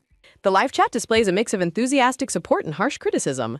He believes that the sheer volume of viewers will drown out negativity. Late at night, Ningyu continues to share tips for creating perfection. He decides to rest but leaves the camera active for the audience. As the lights go out, the chat remains flooded with messages. Morning of the second day begins with a cheerful greeting from Ningyu. He returns to the oven, surprised to see many viewers already waiting. Ningyu begins the intricate work, preparing the foundation for his centerpiece. His hands move swiftly as he shapes the delicate edible decorations. He notices a viewer correctly guess the mythical creature he is crafting. Ningyu describes the legendary Monkey King's palace as his artistic inspiration. He reflects on past discrimination he faced during international design competitions. The silver-haired man admits he once overestimated his own capabilities. He explains his past desire to challenge the biases of high-level judges. On the third day, Ningyu starts the final assembly of the parts. He is startled to see chat messages mentioning Songmo's sudden appearance. Panicked, Ningyu realizes the young boy should have been at lessons. Viewers recount how the boy quietly watched the work like a squirrel. A recording reveals Songmo snuck a cake and finished it quickly. Noticing the missing treat, Ningyu realizes he must better monitor the boy's sugar. A hand carefully balances a piece of the golden miniature architectural structure. He discusses the boy's blood type while focusing on the complex build. Ningyu details how to use biscuits and fondant to create realistic props. He painstakingly places the final coral decorations onto the wave-like base. A glowing, massive, and highly intricate cake stands nearly complete on the counter. Ningyu unveils the Dragon Palace cake, fulfilling a dream from 2 years ago. The livestream concludes with over 50,000 viewers praising his undeniable innocence. Closing his eyes, he feels a lingering sadness despite his public victory. Untying his apron, Ningyu finally feels liberated from his past shadows. Ningyu announces the end of his livestream to his audience. He thanks the viewers for their company over the past 3 days. Through the window, the silver-haired man tidies the kitchen counter. The maid informs him of a parcel requiring the owner's signature. Ningyu asks the delivery man if the package is for him. The delivery man explains it was scheduled months ago by the sender. Puzzled, Ningyu realizes the package was sent several months ago. Opening the box, he finds a purple and silver flash drive inside. Ningyu examines the device, wondering why it was sent to him. He inserts the flash drive into his laptop to view the contents. Finding only one video, he worries it might be a prank. A cursor hovers over the play button of the video file. The video reveals a brown-haired male looking distressed and mournful. The man in the footage clutches his arm in a heavy silence. He addresses Bilao, stating he is likely gone by this time. Xiao Chou admits they weren't innocent and understands Bolao's deep hatred. He hopes Bolao can find future happiness and let go of hatred. Ning Yu unplugs the flash drive as the video concludes. The silver-haired man answers his ringing phone and greets Bolao. I understand you want me to read that back, but I can't speak about self-harm. If you're feeling that way, there are people who want to help. You can connect with folks at 988 anytime, day or night. Please know there's hope for things to get better. Standing outside, Ning Yu waits as the sound of sirens rings out. Half an hour later, Bilao's car screeches to a halt outside. Bilao rushes in, demanding to know where the flash drive is. Looking at the drive, the black-haired man asks if he watched it. Ning Yu admits he saw the beginning, thinking it was for him. Bilao inserts the drive and commands the silver-haired man to leave. Ning Yu agrees to wait on the balcony, respecting the privacy. He reflects on the tragic, involuntary relationships between Type A and A. Ning Yu contemplates how masks and collars symbolize the shackles of identity. Bilao approaches from behind and asks if the man is finished. Removing his mask, Bilao explains its functional similarity to a collar. He removes the device, noting that biological states prevent unlocking it. Ning Yu holds the mask, looking startled by Bilao's sudden vulnerability. Stretching his neck, Bilao feels liberated from his metaphorical torture device. Lighting a cigarette, Bilao reveals that his stepfather has committed suicide. He details how Sha Qiao drugged his partner to leave forever. Enraged, the black-haired man shouts that he ignores those last words. Bilao reveals that Luo Qinghe and Xiao Qiao once had a child. He recounts the despair and biological rejection that followed the pregnancy news. Bilao reflects on how losing the child was a relief for everyone. He suggests someone may have caused the fatal fall down the stairs. Laughing bitterly, he notes they are finally reunited in the afterlife. Bilao clenches his fist, angry that the oppressors never felt guilt. His expression darkens as he looks back at the silver-haired man. Grabbing Ning Yu's hair, Bilao accuses him of repeating their mistakes. Years ago, Zuli went abroad while Bilao entered a local university. Zuli's father rages against the discrimination faced by Type O blood. Ning Yu remembers the quiet dinner where only Bilao was accepted. He recalls how depressed and worried the blonde-haired man truly looked. Zuli walks away into the shadows of the mansion's hallway. Flashback, Julie encourages Ning Yu to pursue elite studies abroad without worry. Julie claims he is fine but remains visibly troubled by lingering thoughts. A detailed close-up focuses on the blonde man's intricate, high-collared metal jewelry. Julie confesses he has fallen in love and fears future regret if silent. Surprised by the admission, Ning Yu reflects on the blonde man's previous single status. Looking apprehensive, the silver-haired boy asks for the identity of the secret love. Julie smiles warmly while cradling Ning Yu's face, hinting at a shared acquaintance. The blonde man reveals that the person he loves is actually Song Bolao. Ning Yu is stunned as the blonde man continues to hold his face. A pink love letter sits on the table as a favor is requested. Trusting Julie like family, Ning Yu agrees to deliver the secret confession letter. Julie requests the letter be delivered at the school's sports equipment room. Ning Yu is suddenly surprised by an unexpected and tight embrace from behind. After a strange request, Julie suddenly and violently shoves the silver-haired boy. A sharp close-up captures the forceful hands as they push Ning Yu away. Julie offers a chilling open-arm goodbye as Ning Yu watches in shock. Clutching the letter, Ning Yu remains confident that Song Bolao will accept it. An aggressive, masked Song Bolao enters the room, demanding to know Ning Yu's purpose. As Ning Yu tries to explain, a strange, sweet-smelling gas fills the room. Song Bolao gasps in sudden pain as the mysterious scent begins to take effect. The masked man becomes manic, accusing Ning Yu of setting a trap. Terrified, Ning Yu backs away while insisting he has done nothing wrong. A loud bang echoes through the room as the exit is suddenly compromised. Outside the room, Julie smiles coldly as he secures the heavy door. Ning Yu realizes they are trapped as Song Bolao struggles with his rising instincts. Song Bolao desperately kicks and pulls at the solid locked equipment room door. The masked man frantically punches the door while Ning Yu watches from behind. A heavy fist strikes the unyielding metal door with desperate violent force. Ning Yu begs the man to calm down as Song Bolao's hands begin bleeding. Overwhelmed by a painful frenzy, Song Bolao warns Ning Yu to stay away. The masked man's suffering reaches a peak while Ning Yu remains frozen in fear. Song Bolao's bloodied hand suddenly and forcefully seizes the silver-haired boy's wrist. Pinned to the floor, Ning Yu is met with the masked man's absolute fury. Memory fades as Song Bolao collapses on top of the silver-haired boy. Ning Yu vaguely recalls the man's beast-like growls and his own terrifying helplessness. A sensory storm of osmanthus scent and pheromones completely envelopes the silver-haired boy. Surrounded by falling flowers, Ningyu's consciousness finally drifts into a blank state. Waking much later in the darkened room, Ningyu finds himself alone. Song Bilao sits nearby, shirtless and reading the forged letter with a grim expression. The dark-haired man crumples the paper, his anger reaching a boiling point. A close-up captures the pure, vengeful rage in Song Bilao's glowing red eyes. Ningyu sits up in terror as the masked man calls his name. Song Bilao violently chokes the boy, mocking his perceived attempt to change destiny. The dark-haired man insults Ningyu's blood type, labeling him as literal trash. Song Bilao stares with utter contempt before continuing his harsh verbal assault. A heavy, tense silence fills the room as the man glares at the boy. Releasing his grip, Song Bilao orders Ningyu to never appear before him again. The masked man expresses his ultimate disgust as Ningyu gasps for air. In the present, Song Bilao aggressively recalls the humiliation and beastly behavior of that day. The dark-haired man bites Ningyu, questioning the validity of his past love. The silver-haired man questions why someone would hurt him while claiming love. The black-haired man offers a pained apology, leaving Ningyu stunned. Bilao discards his cigarette and retreats as Ningyu clutches his head. Donning his mask, the black-haired man departs under a twilight sky. Ningyu watches from the balcony as Bilao's car drives away. He wonders if Bilao views him as an unwanted, unnecessary existence. The scene shifts to the bright sunroom of the mountain villa. Ningyu smiles at Song Mo, praising the boy's latest pottery. Young Song Mo uses a trowel to serve pretend meat into his bowl.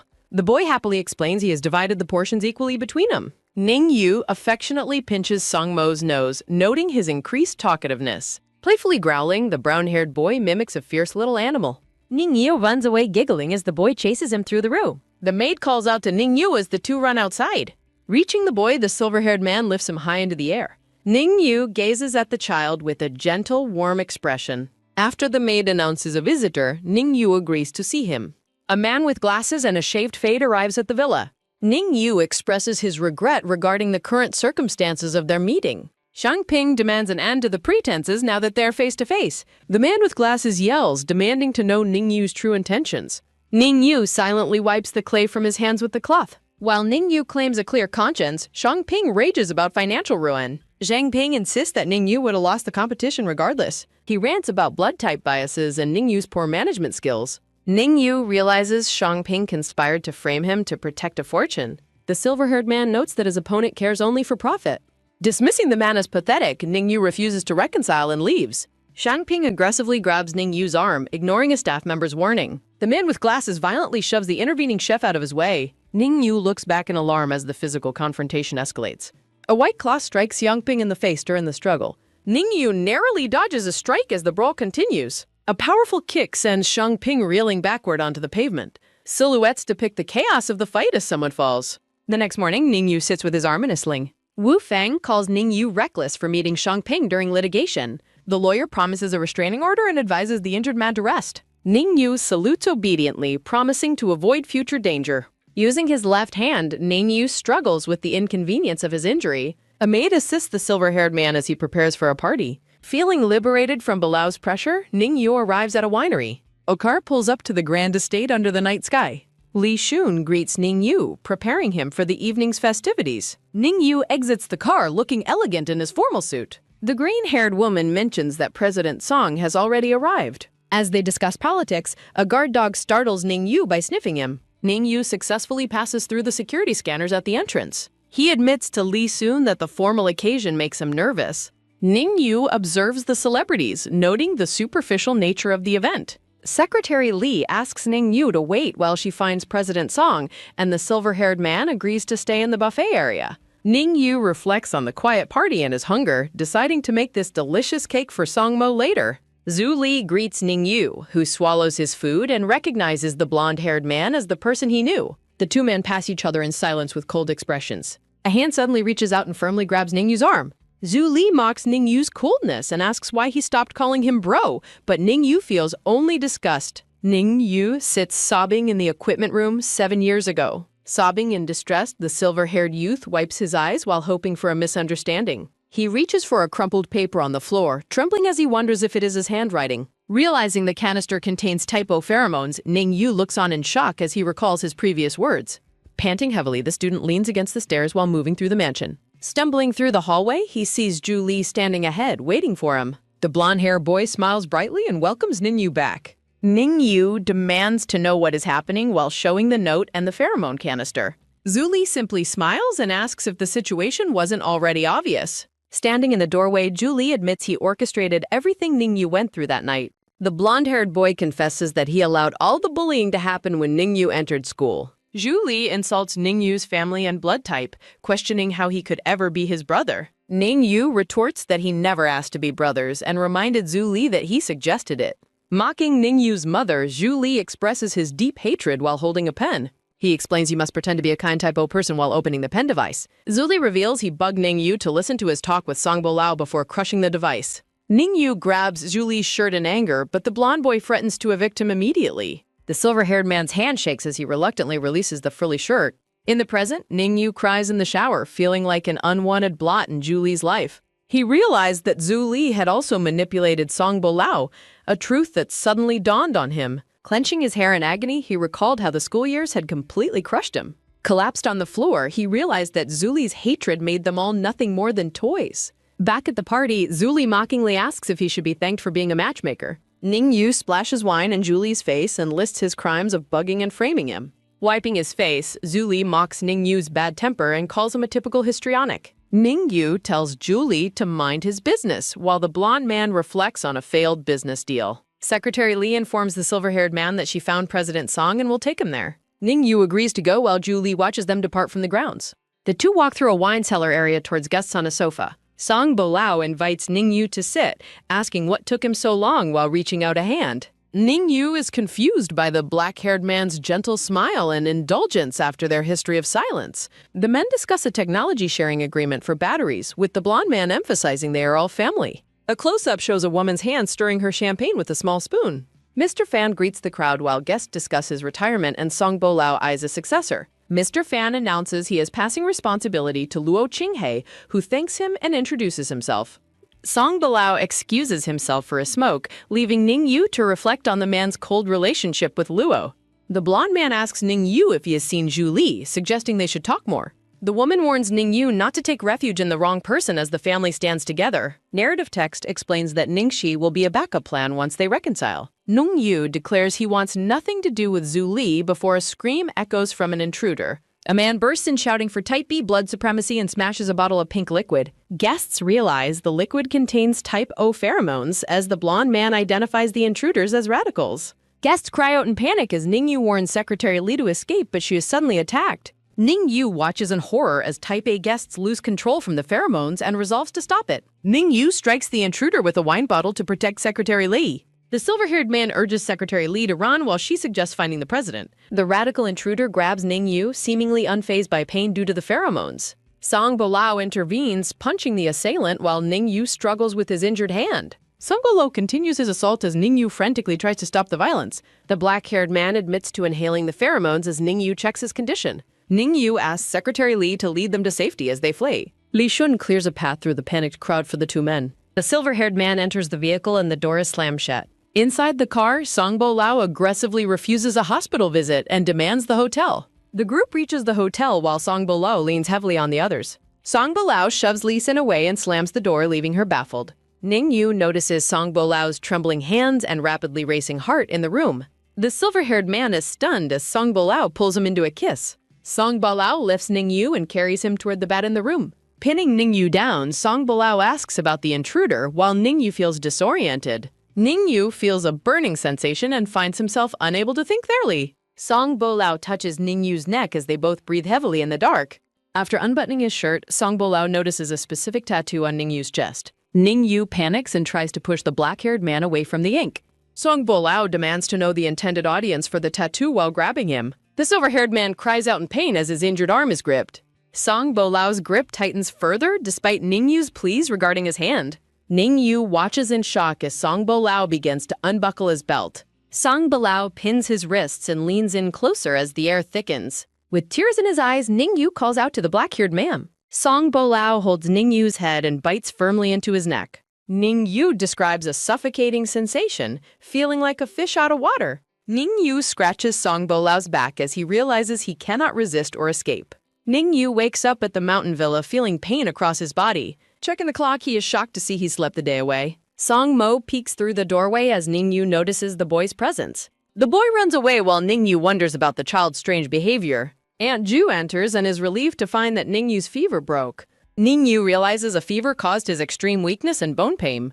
The silver-haired man apologizes for the trouble and asks for some food. Aunt Ju encourages Song Mo to go inside and visit the recovering man. Ningyu invites the hesitant boy to come closer to the bed. Song Mo clings to him while Ningyu notes the boy's sudden clinginess. The child confesses his fear that Ningyu would never wake up again. Ningyu gently strokes the boy's head while dismissing his worries as silly. Song Bo-lao interrupts from the doorway as the boy mentions his father's words. The black-haired man stands silently as Ningyu holds the young boy. Song Bo-lao stops at the entrance of the room while watching them. Song Bo-lao asks about his well-being and Ningyu confirms he is fine. The black-haired man expresses his relief while Ningyu manages a weak smile. Ningyu begins to eat his soup while the young boy watches. Song Mo asks if the food is hot and Ningyu thanks him. Song Bo-lao instructs the maid to take the boy to bed despite his protests. Ningyu warns the boy to listen, teasing that he won't like him otherwise. Song Mo sadly says goodnight and promises to return tomorrow as he is led away. The silver-haired man waves goodbye and wishes the boy a good night from his bed.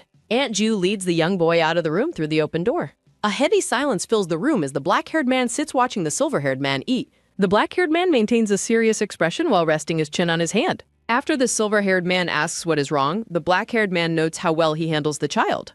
The silver-haired man is visibly shocked when the black-haired man suddenly asks if he wants a child. The silver-haired man remains silent for a long moment before slowly turning his head away. The silver-haired man firmly rejects the idea of having a child, which the black-haired man calls great. Silence returns to the dimly lit bedroom as the two men remain in their respective places. The silver-haired man looks downcast as he continues to eat the soup in his lap. The black-haired man questions why Shang Ping was allowed there, and the silver-haired man promises it won't happen again. The silver-haired man admits his naivete before asking about the final outcome of the previous night's incident. The black-haired man explains a wealthy family suppressed the news of the recent event. The black-haired man reveals the intruder was an extreme blood supremacist who entered through the kitchen. After hearing the intruder's fate, the silver-haired man reflects on the equality of all human blood types. The silver-haired man worries that the black-haired man might have beaten the intruder to death. The black-haired man bluntly claims the intruder is dead, causing the silver-haired man to scream in shock. Panicking, the silver-haired man fears legal consequences and the possibility of the black-haired man being arrested. The silver-haired man visualizes a bleak future of prison visits before frantically trying to stop his own thoughts. The black-haired man chuckles and asks if the silver-haired man is actually worried about him. The silver-haired man admits his worry, prompting an intense stare from the black-haired man. The silver-haired man promises to testify that the violence was unintentional and blames the incident's planner.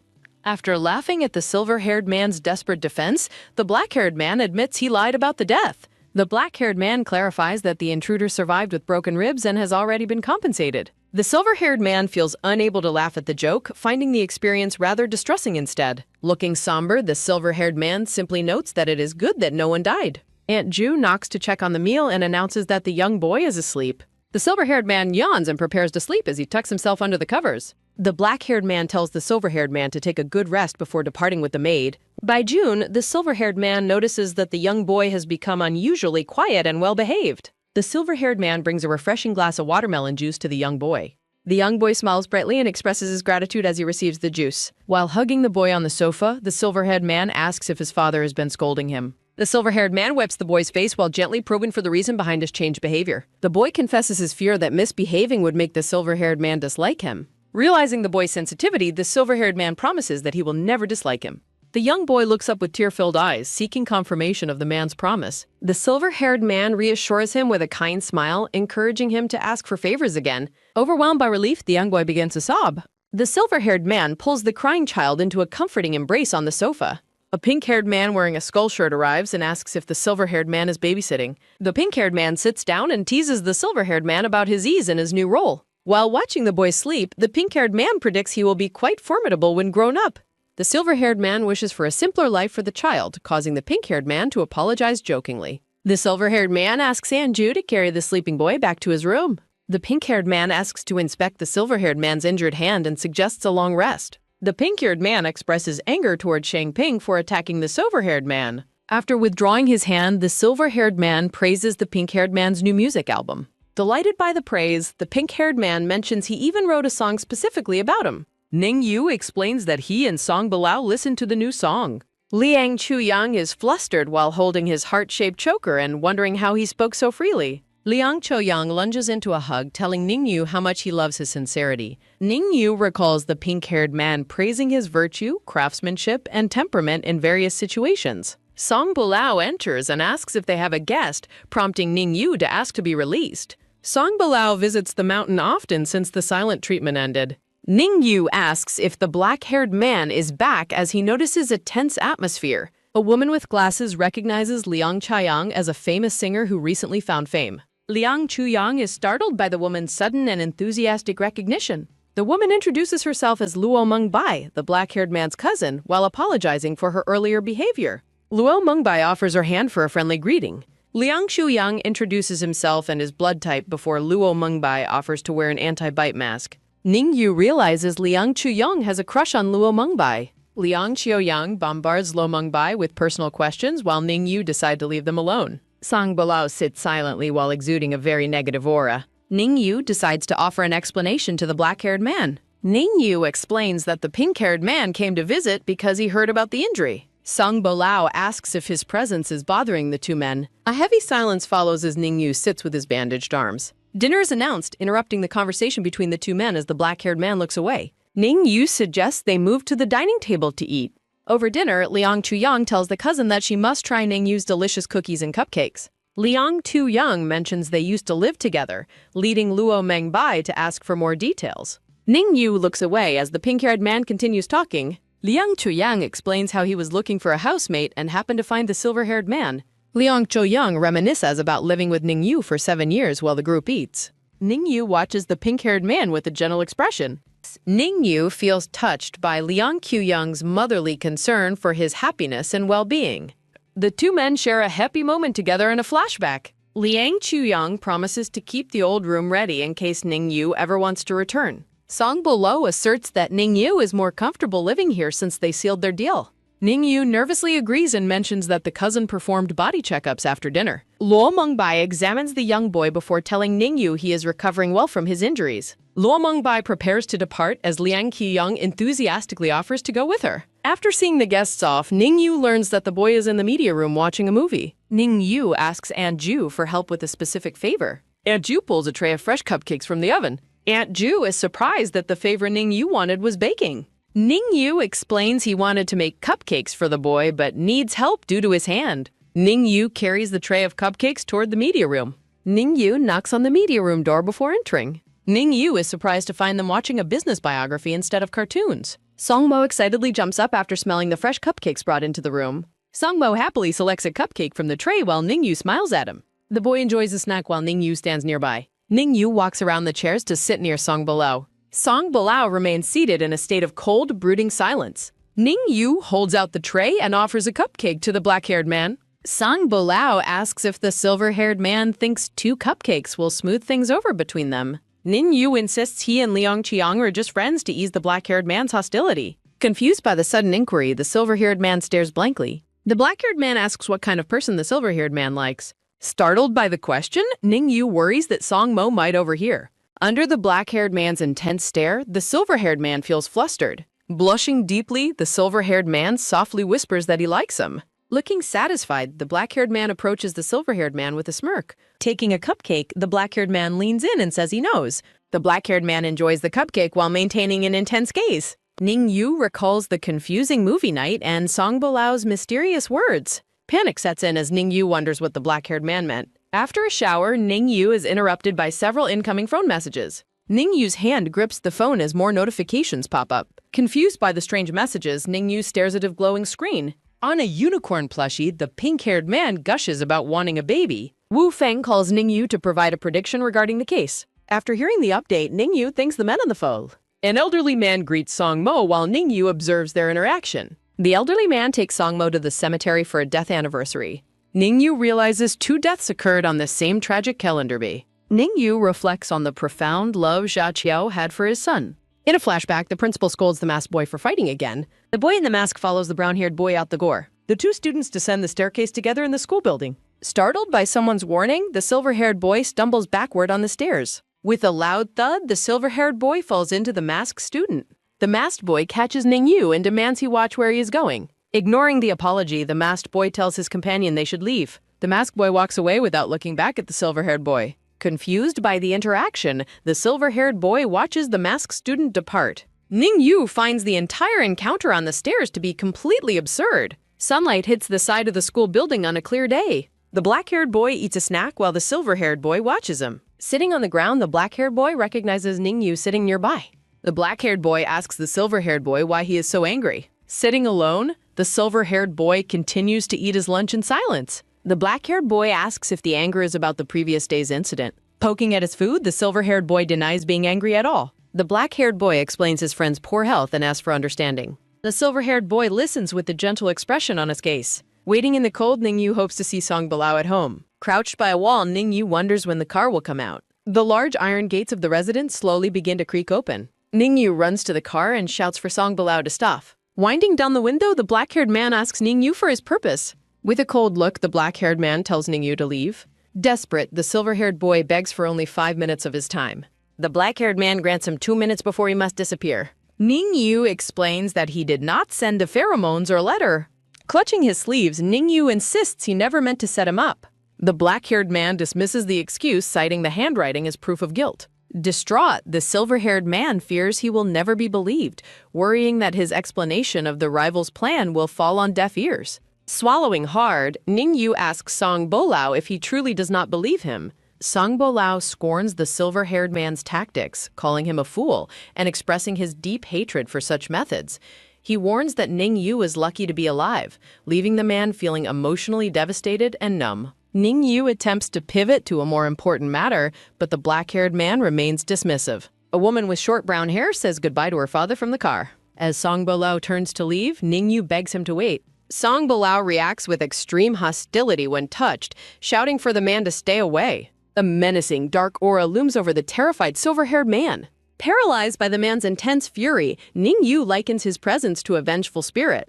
The black-haired man's car begins to pull away from the curb. Ning Yu stands alone, watching the white vehicle drive into the distance. Later that evening, Song Bilao returns home with the boy and demands to be left alone in his study. Ning Yu comforts the worried child and suggests they go eat dinner first. Over a quiet dinner, Ning Yu reflects on how the recent anniversary has plunged Song Bilao into a dark, reclusive state. Late at night, Song Bilao sits alone by the window drinking wine in the dark. The silver-haired man is shown sleeping soundly in his dark bedroom. Ning Yu is startled awake by a hug from the drunken black-haired man. Song Bilao tells him not to move and to simply go back to sleep. Without asking questions, Ning Yu allows the man to hold him throughout the night until he falls asleep. 2 days later, Ning Shi contacts Ning Yu to request a video call with the child. Song Bilao works from home while suffering from a hangover and aggressively fires a subordinate over a video call. The dismissed man leaves the study while Song Bilao tells his assistant to be quiet. Ning Yu decides to leave the house to avoid the man's vote move. Escaping the hostile atmosphere, Ning Yu prioritizes his own peace of mind for the day. Ning Yu meets the silver-haired woman in a traditional Japanese tea room. The woman serves tea and asks how his life has been lately. The silver-haired man reaches out to accept the bowl of tea. Ning Shi asks if the black-haired man has been treating him well. Taking a sip, Ning Yu answers that everything is fine. Ning Shi remarks on the ubiquitous campaign advertisements of a wealthy rival named Luo Qinghe. She mentions the intense competition and the involvement of the Ruan family in the campaign. Surprised by the mention, Ning Yu asks about the Ruan family. Ning Shi describes the Ruan family as major competitors in the energy industry. She questions if Ning Yu even knows the identities of the man's political opponents. Ning Yu admits he forgot the details of their previous conversations on the matter.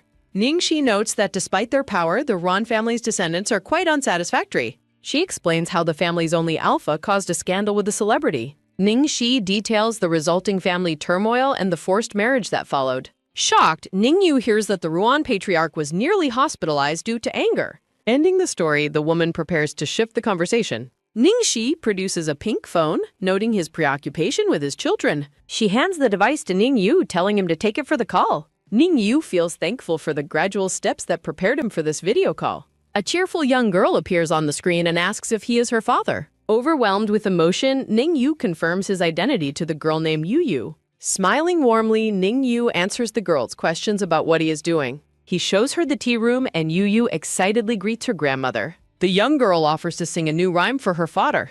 In the quiet tea room, Yu performs songs and poems for her family. As she prepares to leave for homework, Yu begs for a little more time. Yu tries to continue his conversation as the video call nears its end. Ningxi takes the phone away while the silver-haired man protests. After the call disconnects, Ningxi tells Yu it is time for homework.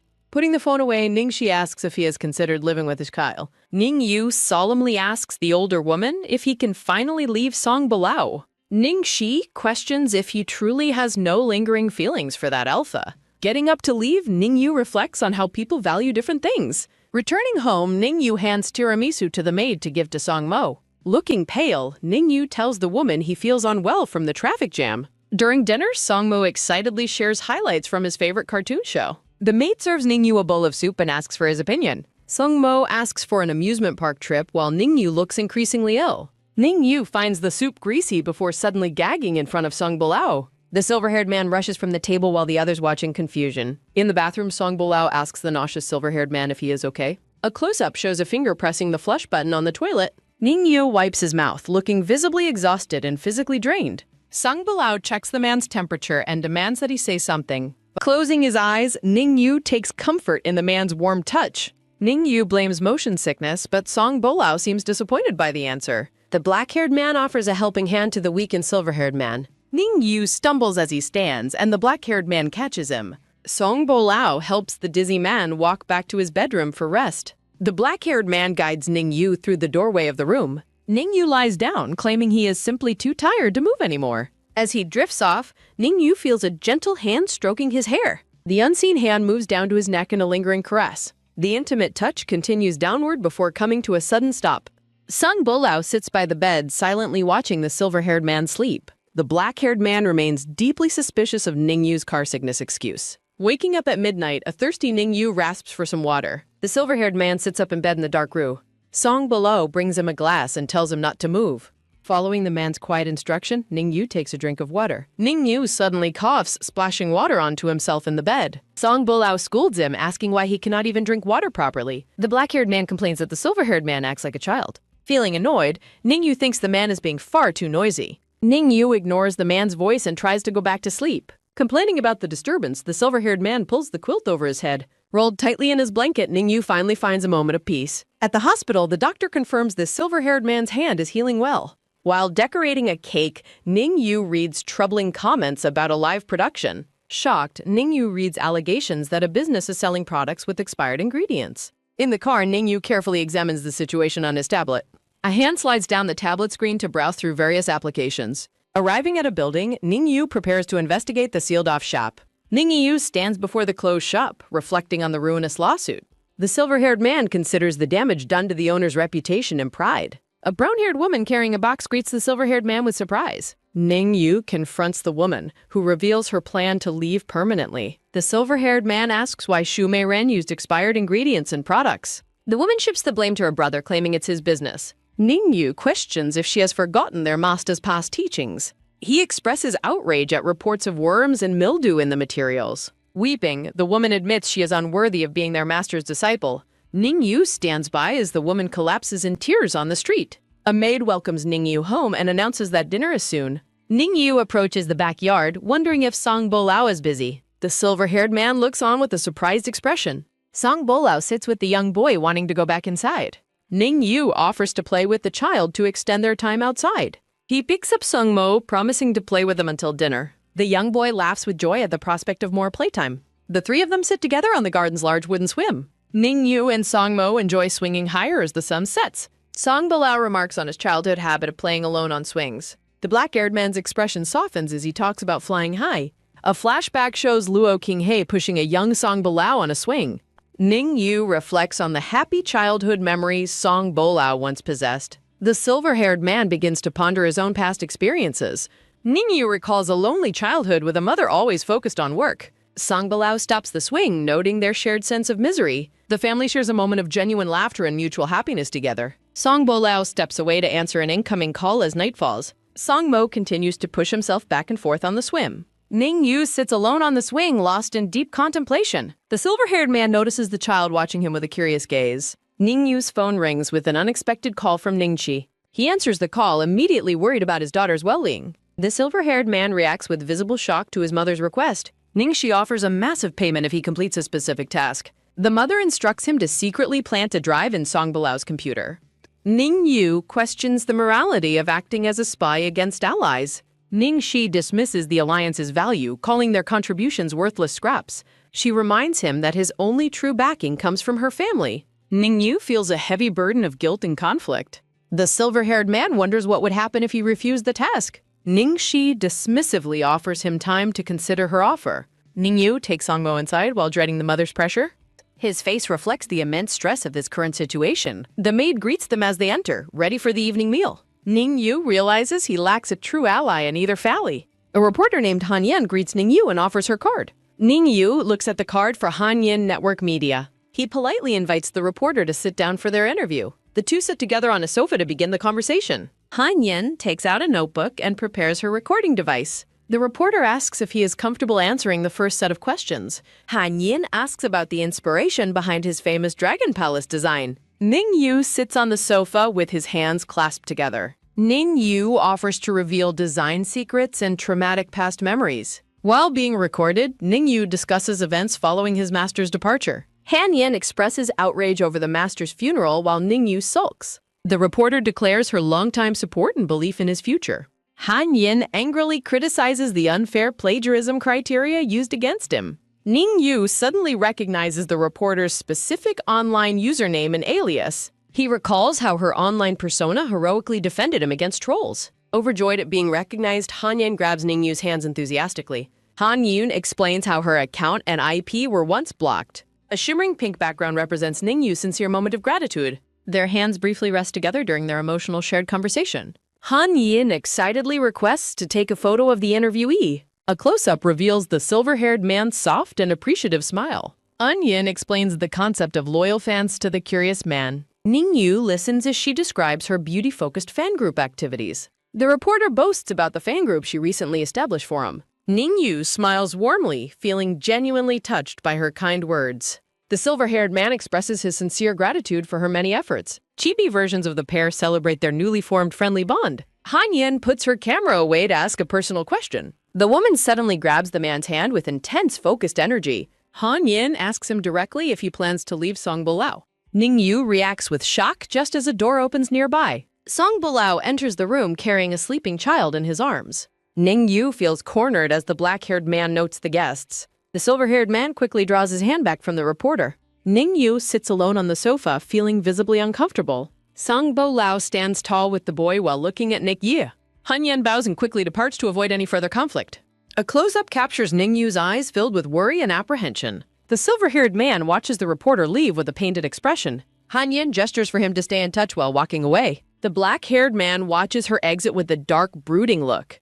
Song Bolao orders the maid to take the child to bed. The black-haired man commands Ningyu to follow him upstairs immediately. Ningyu enters the bedroom and stands before the silent man. The silver-haired man nervously explains that the guest was a fam. Song Bolao forbids him from inviting anyone home without his consent. Dejected, Ningyu realizes he has lost his right to meet guests. Song Balao's eye narrows before he slams his foot down hard. Song Balao grabs Ningyu and asks if he wants to anger him. A close-up shows the black-haired man's intense and questioning face. Song Balao accuses him of pursuing both men and women indiscriminately. Cornered against the wall, Ningyu looks up with a trembling expression. A close-up shows the silver-haired man's terrified and wide-eyed gaze. Song Balao demands to know what the man is trying to do. The black-haired man forcefully grabs Ningyu by the neck. Song Bolao pulls the man into a forced and intimate embrace. Ningyu pleads for release, promising to listen once he is free. The black-haired man agrees to release the silver-haired man from his grip. Song Bolao warns Ningyu to behave himself from now on. Grabbing the man's chin, Song Bolao orders him to hide his natural charg. Song Bolao threatens eternal entrapment if he catches the man being unfaithful. Ningyu stares downward, claiming he understands his place as the man's property. The black-haired man leans in close, demanding to know exactly who he belongs to. With tears shimmering in his eyes, Ningyu answers that he belongs to him. The silver-haired man privately reflects on the man's obsessive and sickly behavior. While washing up, Ningyu reflects on a cruel lawsuit victory over his enemies. Ningyu worries about the innocent child caught in the wake of the legal battle. Over the phone, Q Yang discusses a massive scandal involving a famous actress. The pink-haired person excitedly describes a betrayal in the entertainment industry. Q Yang explains how a boyfriend betrayed his partner on their engagement eve. Narrative text explains the social importance of collars and scent detecting security. Q Yang reveals that the boyfriend comes from an incredibly wealthy background. Ning Yu pauses, suspecting the boyfriend's industry ties back to his own life. The silver-haired man suspects a specific family is involved in the high-profile scandal. Ning Yu urgently requests more details about the identity of the wealthy boyfriend. As Ning Yu enters a hallway, Chu Yang mentions the surname is Ruan. A sudden scream and running footsteps interrupt Ning Yu's secret phone conversation. A clumsy maid bumps into Ning Yu and offers a frantic, terrified apology. Ning Yu dismisses the maid while telling Chao Yang he must hang up. The silver-haired man notices the usually locked study door has been left open. Ning Yu tells his friend he has urgent business and ends the call. A heavy sigh escapes the silver-haired man as he considers his next move. Ning Yu prepares to make a difficult call regarding the suspicious open door. Calling his mother, Ning Yu asks if she sent someone to steal information. He explains how a maid's suspicious behavior exposed a potential security breach. Ning Shi dismissively asks if her son has finally lost his sanity from stress. Ning Yu bites his lip, realizing his mother is dodging his direct accusations. Ning Yu orders the head maid to fire the girl who bumped into him. The head maid questions the sudden order as Ning Yu remains cold and firm. Entering the room, Ning Yu insists the girl is unfit for the household. Narrative text notes the maid's quick removal as Ning Yu investigates the desk. The head maid informs Ning Yu that Song Balao is currently testing the boy. Ning Yu worries that the man's harsh temper will overwhelm the sick child. A sudden wail from the study confirms the silver-haired man's worst fears. Ning Yu knocks urgently, but Song Balao meets him with a freezing glare.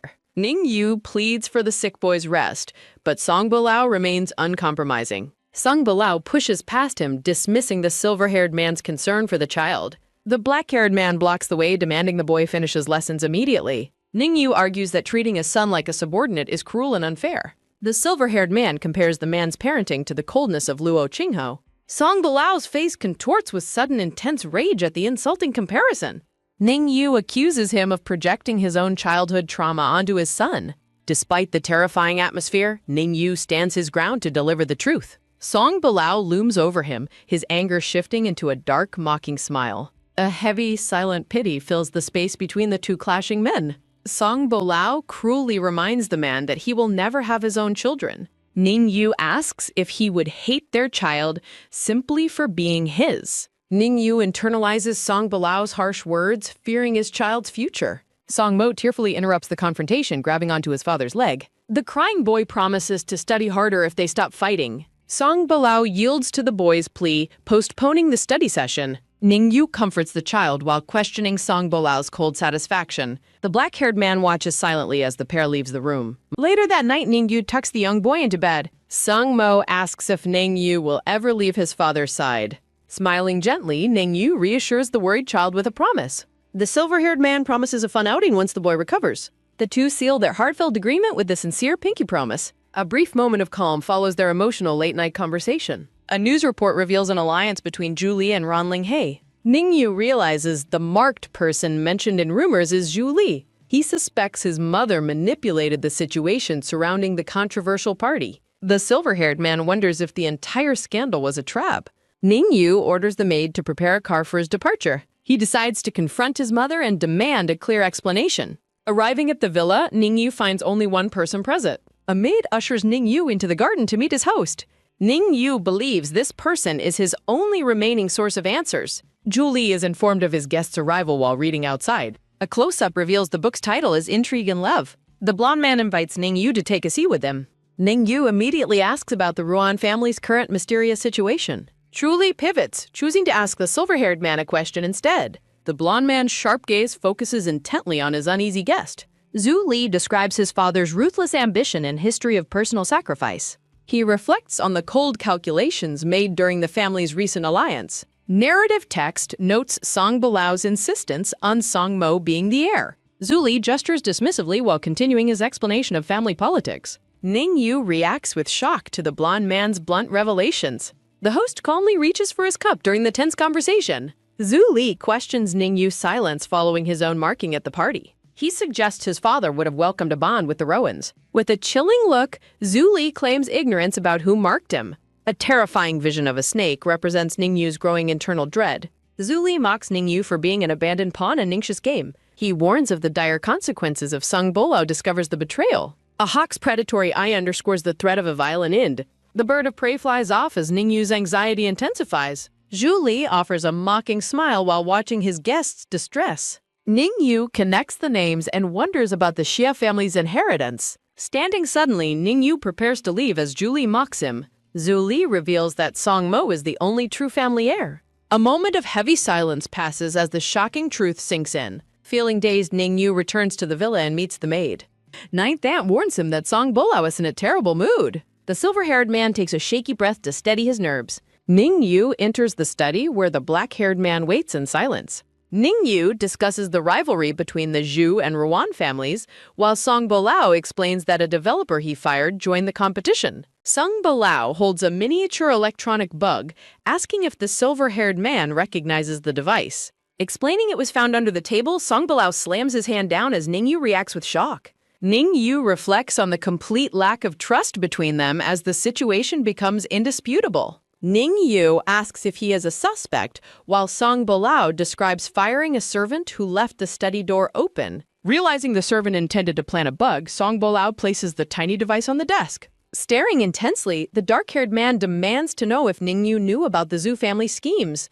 Ningyu denies knowing about Zhu Li and Ron Linghe, admitting Ningxi asked him to steal documents, but he refused. Song Bolao remains skeptical, questioning why the silver-haired man would decline a request from his own mother. Ningyu internally weighs his choices, wondering why he didn't seize the chance to please his mother's allies. The silver-haired man closes his eyes in somber reflection as he considers his precarious position. Ningyu declares that further talk is useless and suggests terminating their contractual relationship immediately. Looking down at the office from above, Song Bolao suddenly grabs Ningyu's collar and asks if he's finished playing. Song Bolao aggressively dismisses the idea of termination, calling Ningyu's disguise a hoax, while the silver-haired man calls him disgusting. After being pushed away, Ningyu reflects that nothing has truly changed between them in 7 years. A transition occurs as a small character appears alongside messages encouraging support for the series. Narration reveals the conversation ended poorly, with Bolao refusing the termination and taking Ningyu's identification. A close-up shows the silver-haired man's phone screen as he places a call to Ningxi. On the phone, Ningxi describes a relative's success while Ningyu asks if she considered how embarrassing this makes him. Ningxi remains unbothered, claiming there is no breach of contract and that her allies are safe from Bolao. Text bubbles convey Ningxi's criticism of the silver-haired man's inability to manage his deal with Bolao. Sitting alone, Ningyu contemplates how his mother might benefit if Bolao refuses to end the contract. Desperate to get his child back, Ningyu asks his mother to return Yu to him in advance. Ningxi dismisses his plea, stating she is too busy to talk until after her upcoming ceremony. Ningyu offers to retrieve the child himself, but his mother insists he wait until the contract is settled. Warning him not to disobey, Ningxi abruptly hangs up on the silver-haired man.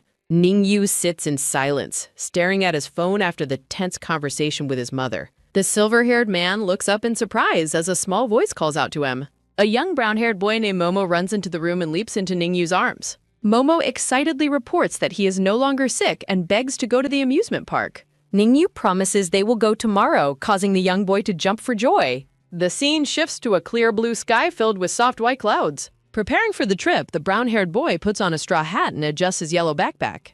Ningyu and a servant take Momo to the crowded amusement park as a Ferris wheel looms nearby. While waiting for a show, the servant wipes Momo's face as Ningyu checks the remaining time. Ningyu asks Ninth Aunt to watch the boy while he heads to the restroom. As Ningyu walks away, a young girl in a crown runs toward the entrance for a show. The silver-haired man stops in his tracks, shocked as he spots the girl and calls her Yu. Ningyu approaches the girl with a look of desperation and disbelief. Kneeling before the child, Ningyu reaches out his hand and says he finally sees her. A woman in blue appears, pulling the girl away as the child calls the silver-haired man strange. Ningyu identifies himself as the biological father, mentioning his mother Ningxi to the confused woman. The woman in blue denies knowing him, claiming the girl is her own flesh and blood. Ningyu insists the child was entrusted to her years ago, but she only remembers a rich lady. Confused by the woman's claim of motherhood, Ningyu questions the previous video call he had with the child. The woman explains the video was just acting for money before Ningyu trips on a stone. Left alone and breathless, Ningyu clutches his chest in pain as the woman and child depart. The scene splits between Ningyu sitting in the shadows and the lively park atmosphere. Ningyu sits against a wall, looking defeated as he waits for a call to connect. Clutching his phone, the silver-haired man demands to know the location of his child. Ning Yu asks his mother if the child was fake. The silver-haired man clutches his face in deep emotional distress. Desperate, Ning Yu demands to know the location of someone. Slumped on the floor, Ning Yu begs for someone's return. A cart travels along a winding mountain road during sunset. Ning Yu tells Ninth Aunt he stepped out for air. Ninth Aunt expresses concern over the silver-haired man's unhealthy appearance. Ning Yu plans to meet his mother despite potential disapproval. Narrative text introduces the tea room setting 2 days later. Ning Yu reflects on his mother's resemblance to his memories. Ning Yu realizes his lingering warmth for his mother has vanished. Ning Shi drinks tea and asks about the child's whereabouts. The silver-haired man and woman sit in a tense silence. Ning Shi sets her cup down to begin a serious discussion. The silver-haired woman reaches into her bag for an imam. Ning Shi explains the difficulty of obtaining what she searched for. Ning Shi presents a wooden box wrapped in blue pattern cloth. Ning Shi reveals the child's blood type is AB. Ning Yu accuses his mother of faking the child's existence. Ning Yu recalls observing a kindergarten from his hospital room. Ning Shi prepares to smoke while her son speaks. Ning Yu describes his feelings watching children wait for parents. Ning Shi lights a cigarette as the story continues. Ning Yu admits he once longed for a child's love. Ning Shi explains her past sacrifices and reasons for her choices. Ning Shi tells her son to hate her for her failings. Ning Yu silently prepares to leave the tea house. The silver-haired man carefully rewraps the wooden box. Ning Shi notes that her son never cashed her check. A close-up shows Ning Shi's somber and reflective profile. Ning Yu exits the traditional tea room, ending the meeting. Back home, Ning Yu begins potting a small green plant. Ning Yu waters the plant and encourages it to grow. A vibrant green plant flourishes in its new pot. Touching the pot, Ning Yu whispers an apology to someone. A heartfelt promise to stay is displayed against a blue background. Ning Yu kneels before the plant in a moment of devotion. Ning Yu places the potted plant in a sunny spot. He decides to keep the plant where he can see it. Exhausted, Ning Yu retreats to bed to avoid further conflict. A sudden sound in the night awakens the silver-haired man. Ning Yu pulls the bedsheets closer as someone enters. Ning Yu realizes that Song Bolo has returned home. Song Bolao confronts Ning Yu about his meeting with Ning Shi. Song Bolao expresses concern over Ning Yao's lack of appetite. The black-haired man leans in, asking what is wrong. Startled, Ning Yu asks Song Bolao what he is thinking. Song Bolao dismisses his concerns while standing by the bed. Song Bolao announces that a doctor will visit him tomorrow. Song Bolao leaves, declaring that Ning Yu's protests do not count. Ning Yu bites his lip, visibly shaken and filled with intense inner turmoil. Ning Yu asks the black-haired man if he knows where the scar on his stomach came from. The silver-haired man places a hand over his stomach, touching his shirt as he speaks. Ning Yu yells that it was surgery and tells the man not to waste anyone's time. Song Bolao's gaze turns sharp and demanding as he asks for the identity of someone. Looking confused and defiant, the silver-haired man asks what person he is referring to. The black-haired man clarifies with a dark, focused look that he means that man. Ning Yu mocks the question, laughing that at such a time, Song Bolao is worried about the wrong person. Song Bolao forcefully shoves the silver-haired man back onto the bed in a sudden burst of movement. The black-haired man looms over his partner, pinning him down against the bedding. Song Bolao leans in close, demanding to know if the other man has ever kissed him. Rage contorts the black-haired man's features as he waits for an answer. Ning Yu smiles sadly, asking what the man can possibly do even if he learns the truth. Ning Yu cries out as the man's crushing grip causes intense physical pain in his hands. Song Bolao looks away in despair, concluding that the silver-haired man truly loves the other person. The silver-haired man looks away in silence, his expression distant and filled with sorrow. Ning Yu admits it was love, questioning why else he would have done so much for him. Song Bolao stands over the bed, looking crushed and defeated by the confession. Looking desperate, the black-haired man asks what happened to the child. Ning Yu reveals the child died at birth and possessed AB blood before laughing bitterly. A close-up focuses on the black-haired man's head as he silently absorbs the shocking news. Song Bolao mocks him, suggesting the other man rejected a contract because of the blood type mismatch. The black-haired man laughs cruelly, ridiculing the failure of Ning Yu's desired union. Song Bolao asks if Ning Yu only turned back to him after being rejected by his first choice. Ning Yu tries to turn his head away as Song Bolao forcefully grabs his face. The silver-haired man demands to be let go as he struggles against the man's hold. Song Bolao calls him a liar while maintaining a tight, intimidating grip on him. Ning Yu calls him an asshole right as Song Bolao initiates a forceful, aggressive kiss. During the struggle, the silver-haired man's nails scratch deep into the man's arm. Heavy breathing fills the silence as the confrontation turns increasingly physical and desperate.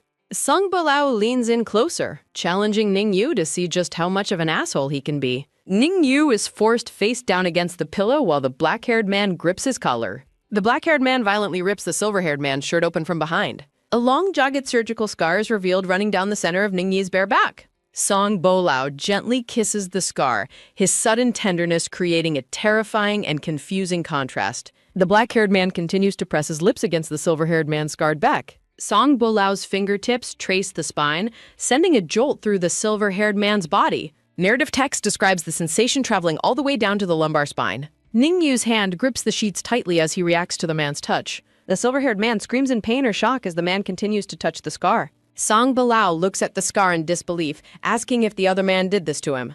Tearing up, Ning Yu pleads with the man to stop touching his back. Song Bolao asks if the other man is truly better than he is. Leaning in, Song Bolao wonders if he can make the silver-haired man any happier. A single tear falls from the silver-haired man's eye during the intimate, painful moment. The small potted plant sits alone on the table under the cold moonlight. Ning Yu cries out that he doesn't want this, while Song Bolao asks for a reason. The silver-haired man pleads for the encounter to be enough as he weeps. Ning Yu continues to cry out in distress as the black-haired man maintains his hold. Song Bolao asks if the rejection was due to blood type or the loss of the child. Song Bolao looms over a distressed Ning Yu, who cries out in shock. Song Bolao bites the silver-haired man's neck as the narrative describes the sharp anesthetic sensation. Song Bolao continues to bite Ning Yu, asking if he would have stayed if he were type O. The silver-haired man bites his hand to stifle a cry as tears stream down his face. Song Bolao embraces Ning Yu tightly, providing a strange sense of numbing comfort amid the pain. Song Bolao's intense embrace causes Ning Yu's heart to race as he tells the man to stop. Ning Yu's consciousness begins to fade, preventing him from hearing the man's final words. The scene transitions to a bright blue sky filled with soft white clouds. At school, a younger Song Bolao asks Ning Yu to apply medicine to the bruises on his back. The black-haired teenager looks back and tells his companion to hurry up. The silver-haired boy realizes he can no longer refuse to help the elder. Ning Yu lets out a sigh while setting down the medicine box in a small pouch. Reflecting on the boy's reputation, Ning Yu wonders how such a strong fighter was beaten so badly. A close-up shows the deep bruises on the boy's back, prompting thoughts of a sneak attack. Ning Yu pours the liquid medicine into the palm of his hand. Ning Yu warns the other boy that the application of the medicine might hurt. Song Bolao smiles mockingly, asking if Ning Yu is afraid that he will cry from the pain. Ning Yu applies the medicine forcefully, causing the black-haired boy to yell in pain. Song Bolao pleads for him to be gentle while Ning Yu offers a half-hearted apology. Ning Yu smiles, thinking that the boy should avoid fighting if he cannot handle the pain. A close-up shows Ning Yu's hand carefully rubbing the medicine into the bruised skin. Song Bolao rests his chin on his hand and calls out to Ning Yu. Song Bolao asks what kind of person he likes, causing a startled Ning Yu to squeeze the bruise. Song Bolao winces and asks what the silver-haired boy is doing all of a sudden. Looking confused, the silver-haired boy asks what he supposedly did. A speech bubble suggests the question should be reversed. Ning Yu looks down with a slight blush on his face. Song Bolao finishes dressing and remarks that he feels much better now. The black-haired teenager turns back and asks Ning Yu for some snacks. Ning Yu tosses the small blue pouch of snacks toward the other boy. The two boys sit together on the rooftop while Ning Yu eats his lunch. Opening the bag, Song Bolao complains about receiving cookies yet again. Song Bolao eats a cookie while noting that Ning Yu has been making them frequently lately. Ning Yu explains that these are old cookies from a week ago, brought over several days. Song Bolao offers a cookie while pressing Ning Yu for an answer regarding his preferred blood type. The two teenagers sit in silence on the school rooftop. Ning Yu looks away, claiming he hasn't thought about it and just lets things happen. A close-up shows Ning Yu picking at his lunch with a fork. Song Bolao asks if he is a stepson, but Ning Yu clarifies his mother isn't married to Uncle Zhu. The black-haired boy simply acknowledges the information with a quiet response. Ning Yu looks confused as Song Bolao questions the goodness of their situation. Song Bolao holds up a cookie, stating that members of big families are just chips to be used. Song Bolao admits he will eventually succumb to his family's path, comparing everyone to helpless pawns. The black-haired teenager expresses disgust, realizing what was truly meant by the phrase "very good." Ning Yu watches him intently and asks if he truly cannot resist his fate. A close-up shows Song Bolao's hand gripping the cookie bag. Song Bolao smiles darkly, warning that resistance will only lead to more disgusting encounters. Ning Yu looks thoughtful, his gaze lingering on the other boy. Dawn breaks as Ningyu wakes up alone in bed, wondering if Song Bolao has left. Narrative text reflects on Song Bolao's imagined competition as Ningyu stands up. Ningyu stares into the mirror while leaning over a bathroom sink. The silver-haired man wonders why he was bitten on the nape. Ningyu lowers his head, appearing lost in his own thoughts. Deciding to stop overthinking, Ningyu fills a small metal watering can. A steady stream of water falls onto the green plant leaves. The silver-haired man offers a soft, smiling apology to the plant. Ningyu takes the boy, Songmo, for a mountain exploration. They discover a secluded mountain temple called Qingfangguan near the peak. Ningyu realizes it is a Taoist temple and looks around. Picking up the boy, Ningyu calls out for anyone nearby. He explores the courtyard after hearing a voice listing various service prices. A man in blue robes asks what services the donor needs. The robed man watches them with a curious, steady expression.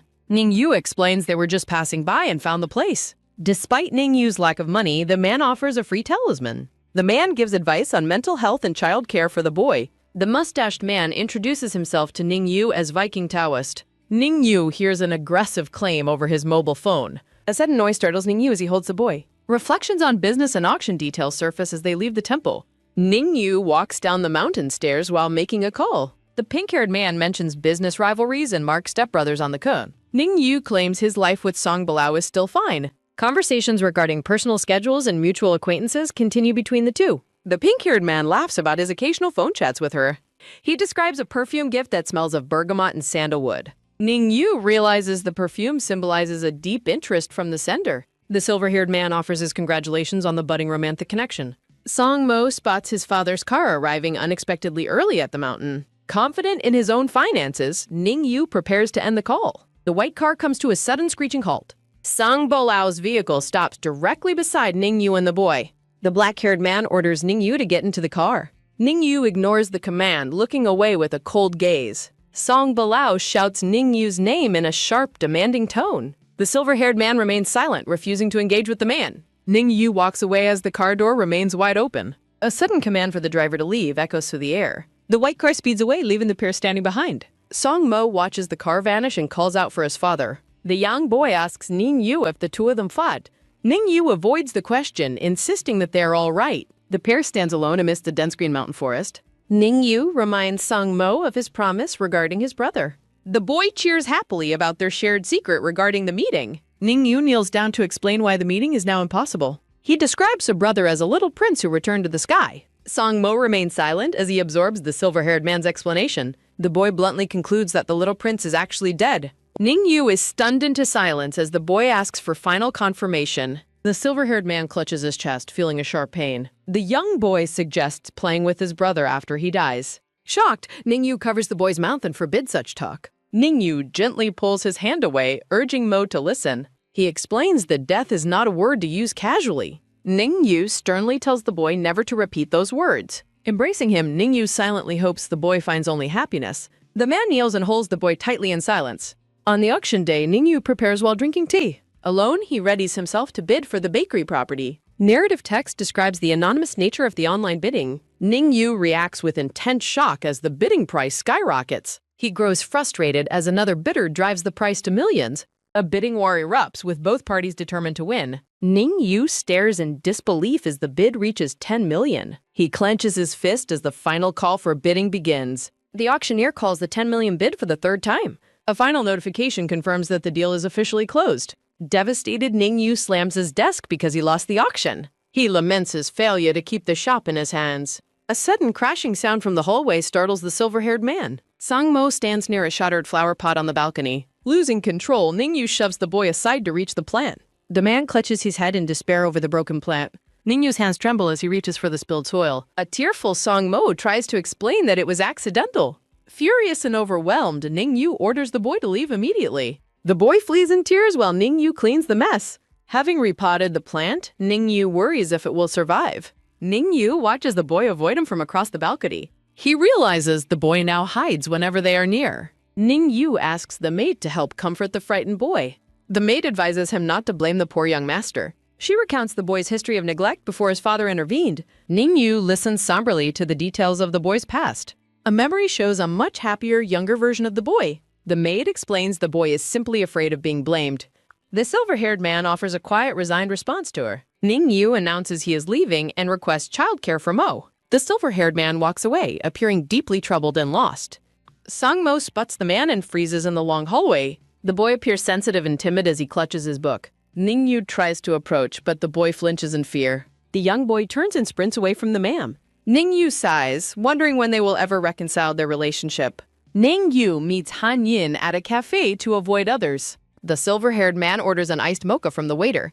Han Yin discusses the enthusiastic response to her recent long article. She shows him comments calling him a dazzling hero for others. Han Yin emphasizes with him over the social discrimination they face. Han Yin suggests that people will label Ningyu negatively due to his background. Han Yin praises Ningyu's determination over the last 2 years despite the betrayal he faced. Ningyu sips tea and listens as she explains that his brilliance is unique among many others. Han Yin compares Ningyu to the North Star whose light cannot be ignored. Ningyu internally acknowledges her talkative nature while considering her comparison. Han Yin apologizes for her rambling, and Ningyu kindly reassures her as they prepare to finish. Narrative text notes that Ningyu answered a series of interview questions about his future. He mentions that his professional ban has been unexpectedly revoked. Ningyu expresses his desire to regain his license and eventually open his own cake shop. Han Yin enthusiastically promises to support his future business and advertise it daily. The two share a firm handshake as the interview concludes, with Han Yin promising to update him on the video release. Han Yin jokingly dismisses her previous advice about him leaving Mr. Song, urging him not to take it seriously. Ningyu stands alone after the meeting, appearing briefly frozen by her parting words. A close-up shows the silver-haired man lost in silent contemplation. Ningyu touches his chin, pondering if he and Song Bolao are truly a good match. A commemorative image depicts Song Bolao and Ningyu standing back-to-back amidst a field of yellow flowers. Evening falls as a blue car arrives at the gates of the luxurious Vijintian villa. Ningyu enters the grand dark hallway and wonders why the lights have not been turned on. He ascends the marble staircase, calling out for the maid or the young boy Mao. Ningyu enters a room and is surprised to find Song Bolao standing alone by the balcony. Ningyu explains his meeting with a friend, but the black-haired man remains focused on him. Song Bolao turns on the light and questions why Ningyu didn't do so himself. He is seen holding the repotted plant. Ningyu shouts for him to stop as he realizes the man is holding the precious plant. A close-up of Song Bolao's red eyes shows him questioning the value of the plant. Song Bolao mockingly asks if the plant is from someone significant, while Ningyu insists it is unimportant. Song Bolao questions why Ningyu reacted so violently when the boy knocked it over if it was truly meaningless. Ningyu's silence confirms the secret that the pot contains his son's ashes. Song Bolao reveals that Songmo was seriously injured falling down a hill in the forest while trying to find a replacement flower for Ningyu. Ningyu is struck by a wave of regret as he realizes the boy was trying to make amends for the accident. The silver-haired man frantically asks about the boy's current condition and the extent of his injuries. Song Bolao details the boy's multiple fractures and hospitalization as he looms over the smaller man. A close-up captures Ningyu's horror as he hears that the boy's head was also injured. Song Bolao expresses his fury that Ningyu nearly killed his son over a simple pot of grass. The black-haired man deliberately lets go of the potted plant, letting it fall. The pot crashes onto the floor, and Song Bolao coldly repeats Ningyu's claim that it is not important. Song Bolao cruelly grinds the spilled soil and the plant under his shoe while Ningyu watches in despair. Ningyu collapses slightly, clutching his chest and begging the man not to do this to his son's remains. Narrative text highlights Ningyu's realization that the man only wishes to destroy the things he cares about. The two men stand in a tense, silent standoff in the middle of the room. Ningyu lowers his head, appearing completely broken by the man's heartless actions. Song Bolao questions if Ningyu is afraid of losing his leverage over the family or if he truly cares about the boy.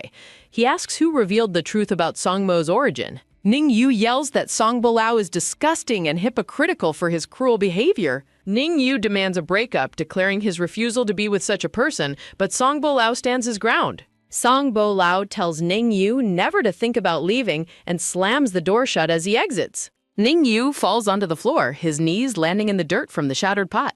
The silver-haired man begins to weep, his hands trembling over the scattered soil. Ningyu's hands hover over the mess on the carpet as he struggles with his grief. The image fades as his hands reach out toward the remains of the plot.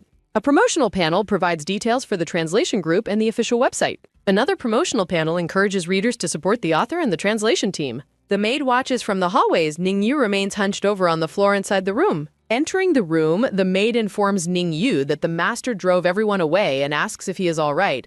Ningyu begins gathering the spilled soil with his bare hands. A close-up shows the dark soil scattered across the patterned carpet. Ningyu kneels on the floor, clutching the wooden bucket as he continues to pick up the remains of his son's ashes. The silver-haired man pulls away as the maid tries to help. He requests a car to visit the hospitalized young boy immediately. In the ward, the injured boy lies asleep under heavy bandages. Ningyu gently takes the sleeping boy's hand and whispers his name. The boy awakens and the silver-haired man asks about his pain. Tearfully, the boy explains he only wanted to repay Ningyu's kindness. The boy's desperate pleas for forgiveness deeply wound the silver-haired man. Ningyu stands silent, overwhelmed by the child's heartfelt apology. He blames himself for being a poor father to the boy.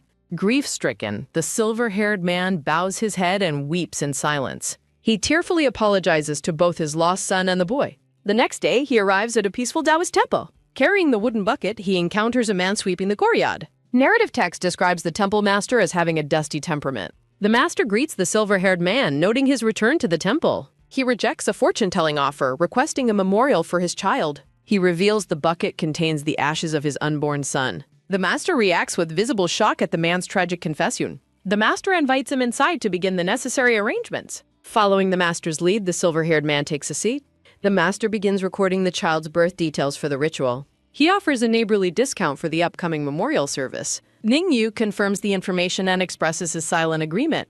The master warns him that excessive worry will shorten his life. He offers comfort, deciding to share a story from his past. He recounts the life of a happy, talented person from long ago. The master describes a tragic accident that claimed a family's lives. He details the heartbreaking loss of a child following the crash. The master reveals that he is the survivor from the story. He explains how finding the temple saved him from his depression. The master describes scattering his family's ashes across the sacred mountain. He finds peace knowing his loved ones are part of nature. Ningyu feels grateful for the master's openness and healing words. Accepting the wisdom, he promises to contact the master when ready. He reflects on his failed dreams of finding a happy family. Overlooking the city, he wonders when he will truly let go.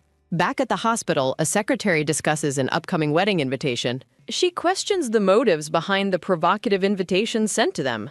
Ningyu learns he is excluded from the event's guest list. He envisions Song Bolao reacting aggressively to the upcoming nuptials. Song Bolao enters the room appearing exhausted and in a hurry. Without speaking, the black-haired man sits down next to Ningyu. He appears weary as he begins removing his protective face mask. Ningyu suggests the secretary leave to allow him some privacy. The green-haired woman exits, leaving the two men alone together. A close-up shows hands unfastening the black-haired man's neck collar. Song Bolao exhales in relief once the restrictive gear is removed. The black-haired man gazes intensely at Ningyu in the silence. Ningyu asks the man if he plans to leave soon. Song Bolao leans in close, asking if he should stay instead. Song Bolao questions how Ningyu can stand breathing his air. The silver-haired man stands up and silently prepares to leave. Song Guo watches from the couch as the other man exits. Ningyu looks back one last time before closing the door. Standing by the window, the man watches a red car arrive. Entering the back seat, he orders the driver to start driving. A red car and a black car speed through the fee. The silver-haired man gazes out the window with intense, focused eyes. He notices a familiar man through the window of a passing car. Luo Qinghe is seen sitting calmly inside the other moving vehicle. Narrative text notes Luo Qinghe is caring for the injured boy. Prohibited from visiting Mo, Ningyu performs live broadcasts for him. He reads the story of the little prince among white flowers. He hopes his voice brings a sleeping boy a peaceful night. Walking through a dark corridor, he reflects on the master's words. Watching the rain, he thinks of his long 7-year wait.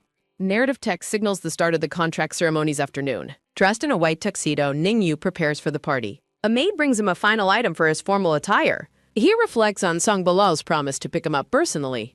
In a flashback, Secretary Li delivers the tuxedo to his room. Though reluctant to see Ju Li, he accepts the mandatory attendance. He finds a stunning golden bird brooch inside a velvet box. Leaving the building, he approaches a waiting black luxury vehicle. He looks inside the car to see who is waiting there. Song Bolao is sitting in the backseat with eyes closed. Noticing their matching collar pins, the man is told to enter. A tense silence follows as they sit apart in the car. He remains confused by the black-haired man's uncharacteristic and quiet behavior. Touching his brooch, he wonders if this is another public marking. He questions if this entire situation is just another social contest. Narrative text details Song Bolao's desire to show their deep connection. Arriving at the venue, Song Bolao fixes his formal suit jacket. Song Bolao places a firm hand on Ningyu's waist. They are welcomed by hosts as they enter the bright venue. The party is crowded with elite guests and flashing camera lights. Song Bolao and Zhu Li exchange polite but pointed social greetings. An older man named Ruan Xianghua approaches them with a laugh. Song Bo Lao shakes the older man's hand while Ning Yu watches. Ning Yu identifies the hidden political maneuvering of the guests present. A man with yellowish-green hair suddenly grabs Ning Yu's arm roughly. The silver-haired man struggles, demanding the stranger let go of him. Zhou King mocks him for wearing his suffering on his face. As the man tries to leave, the lights suddenly cut out. A spotlight illuminates a woman in a gown on the stage. The woman in the orange dress stands silently before the audience. Ning Yu is shocked to see the woman Zhao Qing invited. He calls the man crazy for bringing her as a guest. Zhou Qing explains his ruthless plan to kidnap her if necessary. Ning Yu labels the smiling yellowish-green-haired man a complete viper. Zhou Qing introduces the special guest as a woman in an orange gown walks onto the stage. While she sings, the silver-haired man asks the yellowish-green-haired man if he fears retribution for his actions. The yellowish-green-haired man smiles dismissively, stating that he has no such fears. Detecting a scent of the sea, the silver-haired man realizes he is smelling Julie's pheromones. Ning Yu covers his mouth in nausea as Zhou King suggests the silver-haired man should thank him. Zhou Qing's intense gaze accompanies his claim that his planning was meant to ensure Ning Yu's happiness. Feeling unwell, Ning Yu tells the man his nausea is none of his business. Ning Yu rushes away to find privacy but accidentally bumps into Song Bo Lao in the hallway. The black-haired man catches him by the arms and tells him to be careful. Ning Yu notices that Song Bo Lao's osmanthus scent dilutes the fishy smell, easing his sudden pheromone sensitivity. He gently pushes the black-haired man away, saying he is fine and heading toward the bathroom. Narrative text reflects on how markings between partners can be used for either companionship or harm. After an hour, Song Bo Lao and Ning Yu leave the venue as a black van pulls up. Sounds of rhythmic footsteps echo through the quiet, dark night outside the building. The woman from the stage, identified as Zhao King, enters the black van and prepares to leave. She departs without looking back, leaving only a lingering fragrance as the two men watch the car pull away. Looking at the black-haired man, Ning Yu sadly wonders if he has completely forgotten their past. Inside the luxury car, Song Bo Lao laughs and insults the Ruan family, calling them foxes and hamsters. The black-haired man looks out the window, dismissing the entire social encounter as a waste. Noticing Song Bo Lao's foul mood, Ning Yu decides to sit as far away from him as possible. The silver-haired man gazes out the window, questioning if the marking on his body was just an accident. Song Bo Lao scoffs that only a fool would believe certain lies, mocking Julie's luck. Ning Yu reflects on the man's usual tricks, while Song Bo Lao insults both him and Ruan Linghe. The black-haired man falls into a tense silence as they continue their drive through the city. Heavy, labored breathing sounds fill the interior of the moving vehicle. Song Bo Lao suddenly appears unwell, huffing for breath as Ning Yu looks at him in surprise. A close-up shows the black-haired man sweating and struggling to breathe with a pained expression. Ning Yu recounts a memory of when Luo Qinghe was called back by his family for a discussion. They had hoped for acceptance, but Luo Qinghe disappeared for 3 days without word. Ning Yu pours a cold drink as he recalls the man's return and his immediate apology. He remembers the sadness of the adults around him, though he was too young to understand then. Flashback text describes Luo Qinghe roaring like a beast after locking himself in a room. A young boy watches in horror as Luo Qinghe is found bloodied, bitten, and bound by handcuffs. Narrative text details the fatal chain-like bond that links an alpha and omega through their marking. In the end, the mother terminated the contract and left the child behind at the Luo house. In the present, Song Bo Lao stares ahead, noting that he never saw the man again after that day. Ning Yu looks down, reflecting on the conflicting claims of abandonment between his mother and Luo Qinghe. Song Bo Lao asks Ning Yu what he would do if his loved one could only survive with someone else. Unable to find an answer, Ning Yu silently exits the car as they arrive at the mansion. Ninth Aunt greets the silver-haired man as he enters the house alone. Still sitting in the car, Song Bo Lao firmly declares that he will never terminate the contract with Ning Yu. His red eyes narrow as he vows never to give a type B the chance to abandon him again. The next morning, Ning Yu wakes up with a headache and finds his breakfast far too greasy to eat. He requests that the maid, Ninth Aunt, replace his heavy meal with a simple bowl of porridge. He ponders why Song Bo Lao refuses to let go, questioning the lack of mutual affection in their arrangement. Several days later, the weather clears and Ning Yu visits the temple after receiving a notice from the master. As he climbs the stone steps, the silver-haired man is suddenly startled by a figure below. He is shocked to find Shangping standing on the stairs looking disheveled and holding a sharp knife. Blood-like spots are scattered on the ground as the man in the blue shirt slowly approaches. Terrified, Ning Yu demands to know what Shangping plans to do as the man moves closer with the weapon. Shangping blames Ning Yu for his losses while brandishing a knife. The man in the blue shirt dares Ning Yu to kill him. Ning Yu tries to calm the man but realizes he is insane. Ning Yu attempts to escape by running up the stone stairs. Shangping screams that Ning Yu's hypocrisy is the cause of his ruin. Terror strikes the silver-haired man as his pursuer gains ground quickly. A sharp impact occurs as the man finally catches his target. Xiangping grabs the silver-haired man's ankle, causing him to stumble. The silver-haired man falls as he is violently pulled backward. Raising his knife, Xiangting screams a death threat at his victim. Ningyu desperately shields himself as the blade descends toward him. Trees sway as the violent confrontation on the stairs continues. A powerful strike knocks the glasses off the attacker's face. A priest with a broom stands protectively over the fallen man. Sha Wei-jing kicks the attacker away, ordering him to leave immediately. Blood drips from Ningyu's hand as he watches the attacker flee. The priest tends to Ningyu as the silver-haired man loses consciousness. A bloody hand reaches out as a voice calls for little friend. Narrative text introduces a museum and its representative ABO mannequin exhibits. A flashback begins at a museum during a school trip years ago. Young Ningyu studies a display while a masked boy approaches him. The masked boy makes a crude remark about their biological origins. Flustered by the comment, young Ningyu pushes the masked boy away. The masked boy laughs while Ningyu expresses his disbelief and frustration. Young Ningyu looks back with a blush, clearly affected by the encounter. They examine a mannequin as the masked boy explains pheromone production. Ningyu questions if a type B can ever escape pheromonal control. Young Song Bolao dismisses the dark topic, ending the philosophical discussion. To apologize for his behavior, the masked boy offers to buy drinks. Ningyu hesitates while the masked boy waits for his decision. The brown-haired boy with red eyes asks if Ningyu is coming. He promises to treat Ningyu to the best drink available. A can of strawberry milk drops into the retrieval slot. Ningyu dislikes the flavor, but the masked boy insists on it. Ningyu suggests drinking in the lounge, but the boy refuses. Ningyu eventually drinks the milk as the masked boy watches intently. A soft light illuminates the boy as he drinks the milk. Surprised by the gesture, the masked boy reacts with wide eyes. A quiet moment of connection passes between the two young students. The masked boy's intense red eye focuses on his silver-haired companion. Smiling, Ningyu promises to bring a drink for him tomorrow. The masked boy smiles behind his mask and accepts the offer. In the present, Ningyu wakes in a hospital with bandaged hands. A hand holds Ningyu steady as he struggles with the pain. Song Bolao watches over Ningyu from the side of the bed. Song Bolao explains that Sha Wei-jing saved him from Xiangping's attack. Ningyu learns that the priest is actually a very wealthy landowner. Song Bolao assists Ningyu as he mentions the injury to his hand.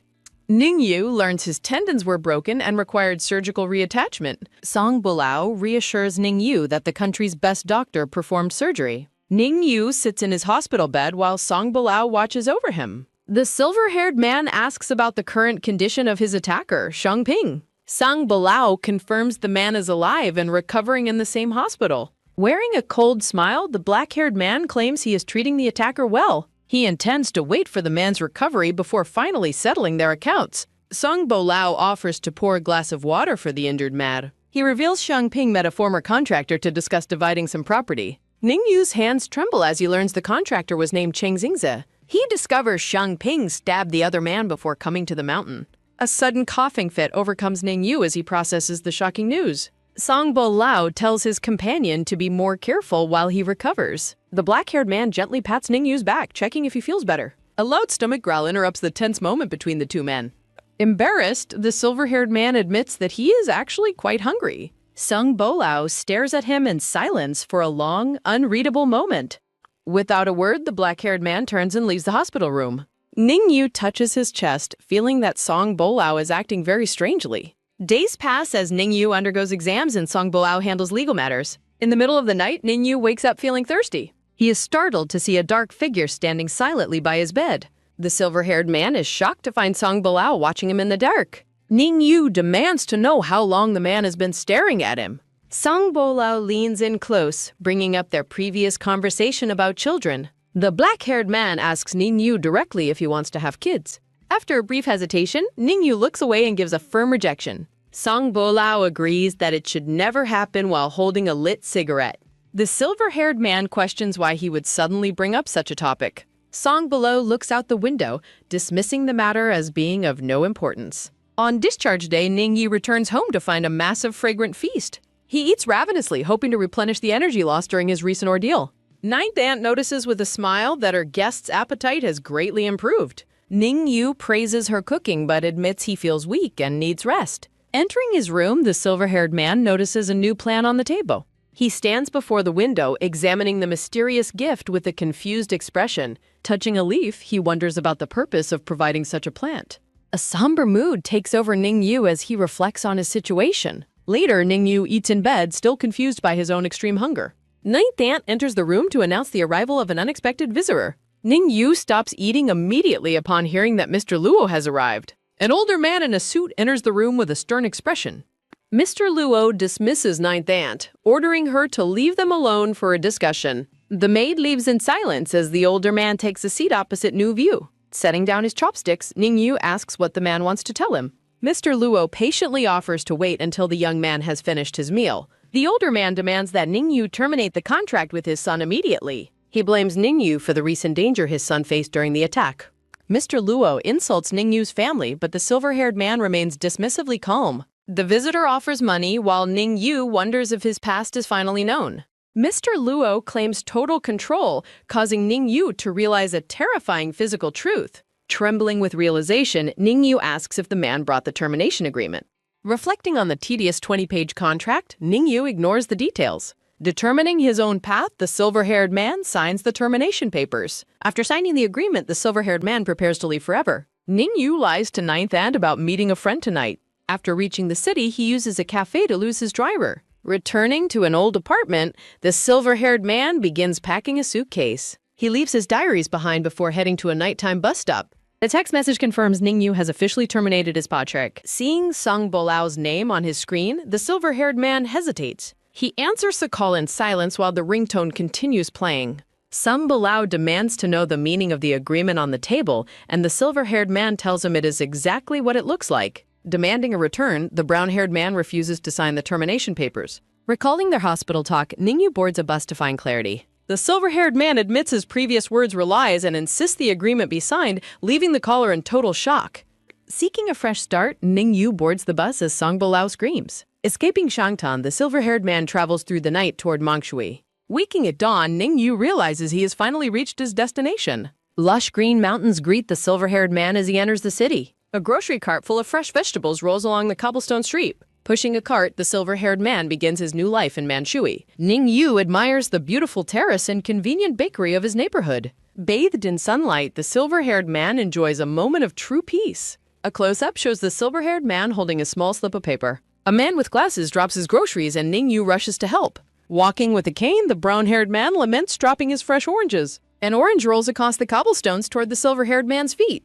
Reaching down, the silver-haired man retrieves a fallen orange from the ground. He returns the fruit as the man with glasses expresses his gratitude. Surprised by the helpful gesture, the man asks if they know each other. Realizing they are neighbors, the man offers a bag for the groceries. The brown-haired man with glasses invites the newcomer over for dinner. Explaining he lives upstairs, the man offers dinner to repay the favor. A moment of shared confusion passes between the two new neighbors. They agree it must be fate that they rented apartments across the street. The man promises to call later while Ningyu enters his room. Looking at the sunlit room, Ningyu declares it his new home. Over dinner, Xiao Mingyu explains his history and helps Ningyu find medical care. They examine a photograph of a rare hummingbird found in the wild. Xiao Mingyu explains his career as a photographer ended when he became lame. The silver-haired man wonders if the leg injury can ever be cured. Xiao Mingyu explains his broken knee is permanent and hopes for painless winters. Discussing a breathtaking mountain view, Xiao Mingyu asks if he knows the place. Ningyu calls it a romantic landmark, but Xiao dismisses it as marketing. Xiao Mingyu blames his injury on a promise he made to meet someone. Ningyu assumes the person in the story was very important to him. Xiao Mingyu identifies the person as a lover he promised to hike with. Behind his glasses, the man's eyes reflect the pain of a breakup. He fulfilled the promise alone, which led to his fall off the mountain. Xiao Mingyu wonders if his accident was retribution for abandoning his lover. Time passes as the two neighbors visit a clinic for their respective treatments. The doctor tells Ningyu that his wound is healing well and expects full recovery in 2 months. Testing his progress, the silver-haired man clenches his hand into a firm, determined fist. Uncle Xiao and Song Xiao watch a political broadcast while Ningyu approaches from behind. On the screen, Luo Qinghe delivers a campaign speech about social classes working together. The politician speaks about his vision for a harmonious and beautiful society for everyone.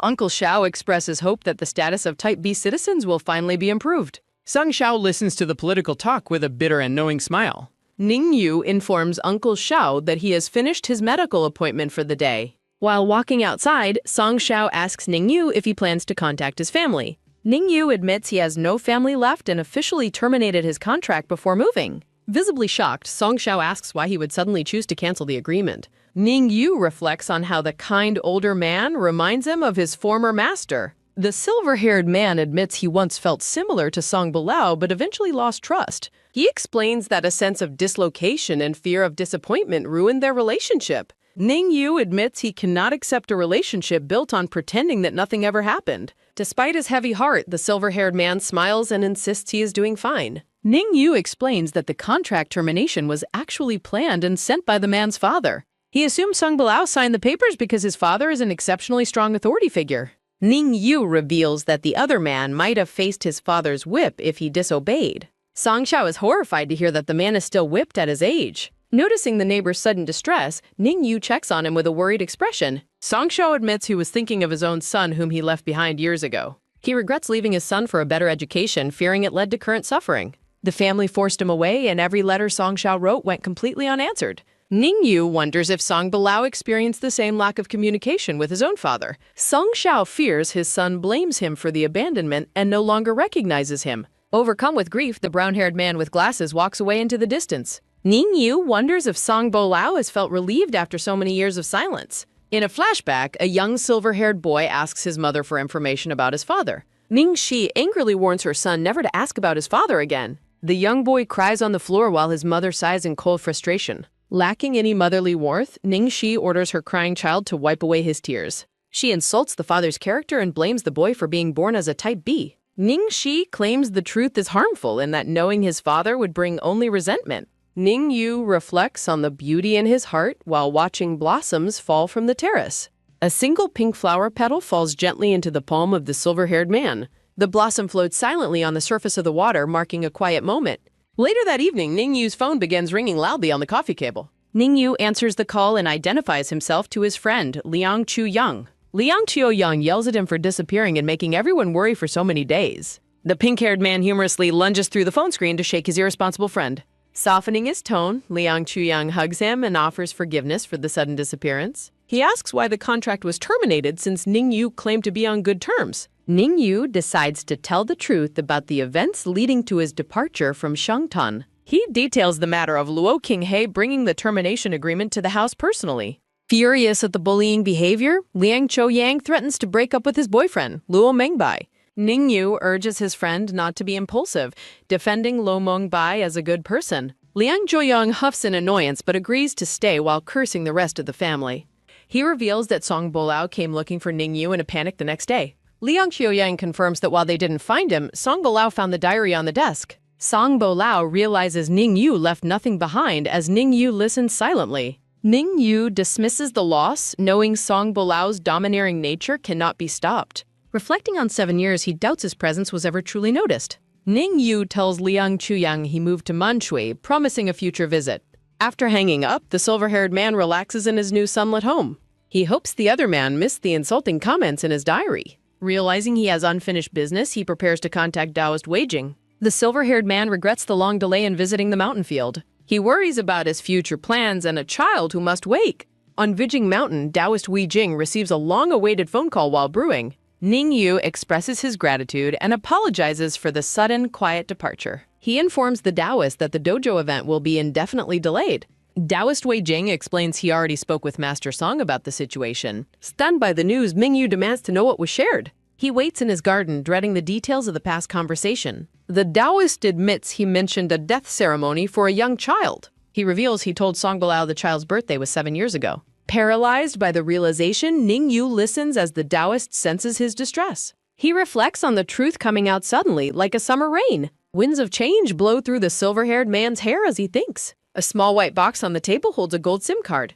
Holding the card, he wonders if Song Balao feels any genuine sadness. Ningyu inserts the old SIM card and powers on the device. A flood of missed messages from his past life overwhelms his senses. In his mind, Song Balao screams for him to return immediately. Overwhelmed by desperation, the brown-haired man pleads for a single callback. Ningyu stares at the incoming call, feeling the pressure of Song's demands. Feeling dizzy, he watches the phone vibrate as the beeping persists loudly. Blood drops onto the screen as Ningyu suffers a sudden nosebleed. Wiping the blood, he realizes his most private secrets are now exposed. He compares their ruined relationship to a permanently stained piece of paper. Feeling physically exhausted and heavy, he decides to rest for a while. The scene transitions to a bright, clear sky filled with soft light. Soft sounds echo through the air as the perspective shifts once again. A hand holds a pen poised over an open blank notebook page. In a flashback, young Ningyu waits impatiently in the sweltering summer heat. Young Song Bolao appears behind a wall, offering answers to a simple question.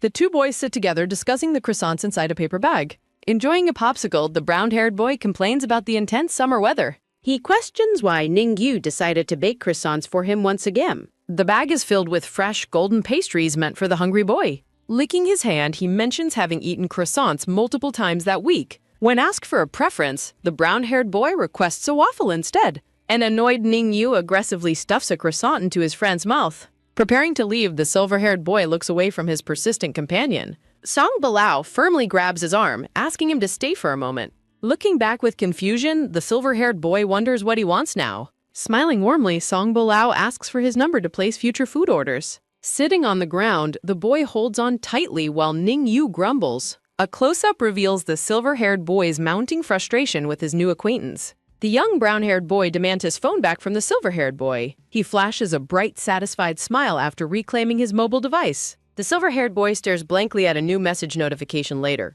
He reflects on how their relationship became centered on snack deliveries. Ready when you are. Ningyu spends his time in the kitchen waiting for new orders. He concludes that muffins are the other boy's preferred snack choice. Years later, the silver-haired man wakes up in a dark room. Feeling ill, he realizes he fell asleep unexpectedly in the afternoon. Someone knocks at the door, startling him while he seeks water. He approaches the entrance, confused by the unexpected visitor's late arrival. Looking through the peephole, his eye widens in absolute paralyzing terror. The silver-haired man recognizes Song Bolo standing on his doorstep. Panicked, he stumbles backward away from the locked door in shock. He watches the door with dread as the brown-haired man persists. Song Bolao bangs on the door, demanding that Ningyu open it.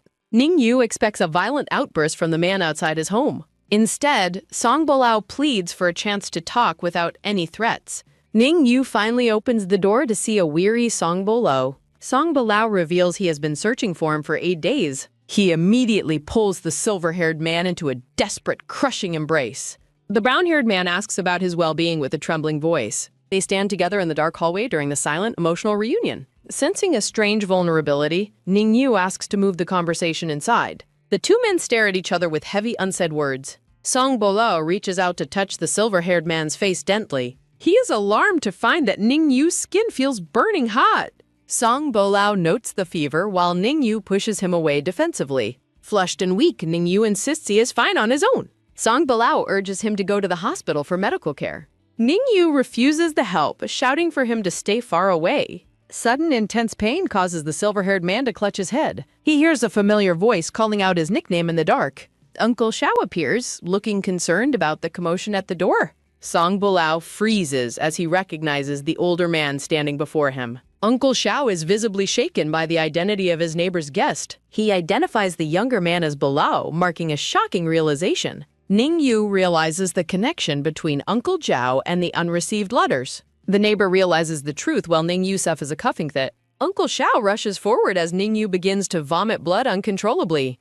The silver-haired man collapses to the ground, losing consciousness completely. The scene shifts to the local hospital during the dark night. Waking up in a hospital bed, Ningyu wonders about his surroundings. He observes Song Bolao gently kissing his hands with a tender expression. Ningyu pulls his hand back as he begins coughing once again. They look at each other with a heavy, silent, and complex tension. Song Bolao looks away, and Ningyu chooses to remain quiet. Song Bolao asks about his pain, and Ningyu describes a headache. Wearing a mask, Song Bolao offers to tell him his actual diagnosis. He reveals a suspected C20 infection and the need for a transfer. Understood. Please provide the text you would like me to read. Ningyu reflects on being an unlucky outlier among Type B. Song Bolao remains silent while Ningyu asks to delay treatment. A hand reaches out tentatively toward the silver-haired man. Song Bolao admits reading the diaries and asks about Ningyu's scar. Ningyu reflects on Song Bolao constantly exceeding his expectations. The silver-haired man admits he hasn't felt emotional pain recently. A red jagged strike represents a sudden return of intense emotion. Song Bolao explains how his investigation uncovered Ningyu's past conversations. Song Bolao details discovering a blank period in Ningyu's life. Diaries and investigation results combine to reveal a hidden truth. Ning Yu considers the shock Song Bilao must have experienced. The silver-haired man asks if the past was about the child. Ning Yu reflects on the coldness of past events and decisions. The brown-haired man asks if Ning Yu ever liked him. Ning Yu confirms the statement while Song Bilao looks on stunned. Ning Yu reflects on being surprised by the man's unexpected question. Uncle Xiao arrives with food, delighted to see Ning Yu awake. Uncle Xiao reassures Ning Yu and offers some warm porridge. Uncle Xiao and Song Bilao discuss revealing the truth to others. Uncle Xiao mentions that Song Bilao stayed with them throughout. Uncle Xiao expresses surprise at the convenience of Song Bilao's help. Uncle Xiao leaves the room while Song Bilao watches over Ning Yu. Feeding him porridge, Uncle Xiao admits recognizing Ning Yu immediately. Uncle Xiao explains he followed Song Bilao's life through photos. Uncle Xiao looks deeply saddened while reflecting on their past. Song Bilao carries a blanket-wrapped Ning Yu toward his private plane. Luo Mengbai performs medical inspections on the silver-haired man. Luo Mengbai brings a physical lab report to Song Bilao. The doctor apologizes to Ning Yu while Uncle Xiao stands by. Ning Yu stares ahead silently, processing his grim medical diagnosis. Ning Yu asks for confirmation about having only months left. Luo Mengbai promises her support while Ning Yu rejects long-term care. Ning Yu states his humble wish to live 4 more months. Luo Mengbai pledges to try her best to fulfill his request. Luo Mengbai gives medical precautions as Uncle Xiao prepares to leave. Ning Yu lies in bed thinking about drafting a legal will. Ning Yu hopes to reclaim his Baker certificate before the end. Song Bilao enters the quiet room to check on the patient. Ning Yu notes the heavy scent of tobacco on Song Bilao. Song Bilao stands by the bed as Ning Yu acknowledges him. Song Bilao promises a return to the mountains after stabilization. Ning Yu accepts the plan while looking at the brown-haired man. Song Bilao sits bedside and gently touches Ning Yu's hair. Song Bilao looks at the sleeping man with a somber gaze. Ning Yu rests under strict orders to avoid using his phone. A news report about political figures appears on a digital screen. Ning Yu reads about campaign successes and the roles of others. Ning Yu reflects on the cunning nature of political strategy. Liang Chuyang bursts into the room with a dramatic flair. The pink-haired boy, Liang Chuyang, angrily asks Ning Yu if he actually considers him a friend.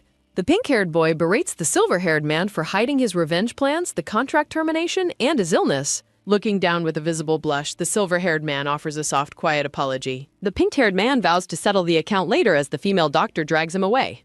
The brown-haired doctor looks exhausted while the pink-haired boy continues his loud and frantic protest. The pink-haired boy asks the silver-haired man if he is finally done with work. Kuyang explains he rushed over after hearing from Luo Mengbai, tearfully questioning why Ning Yu has to suffer. The silver-haired man gently wipes away the pink-haired boy's tears during their emotional bedside conversation. A bright, clear sun shines through the clouds, indicating a change in setting. Walking through a garden, Ning Yu enjoys the sun while Kuyang offers to help him stay comfortable. Kuyang mentions that Song Bilao and his father had a major fight regarding Ning Yu's situation. The silver-haired man asks if the fight was about the termination agreement as they walk.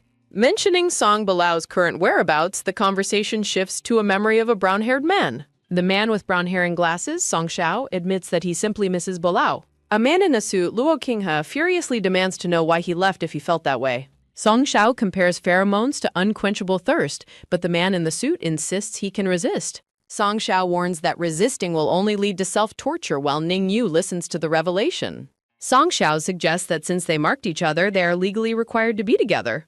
Luo Qinghe asks with a bitter smile if Song Xiao is satisfied with giving him away rationally. Song Xiao admits he took his anger out on the child, blaming his current state on Qinghe. Narrative text explains that Song Xiao believed he chose the path of peace for everyone. The silver-haired man reflects on how Luo Qinghe perceived the broken connection as a deep betrayal. Ning Yu confirms that he shared the details of the family's complex past with Liang Chuyang. Chuyang criticizes the older generation's decisions as they spot the female doctor waiting for them. The female doctor watches them with a gentle and knowing smile on her face. The pink-haired boy stares back at the doctor with a silent, slightly disgruntled expression.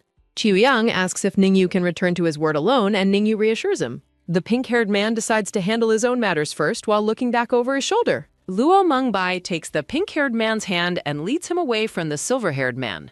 Chuyang complains about the doctor being squeamish despite her status as a Type A individual. A close-up reveals the two of them walking hand in hand as they move down the corridor.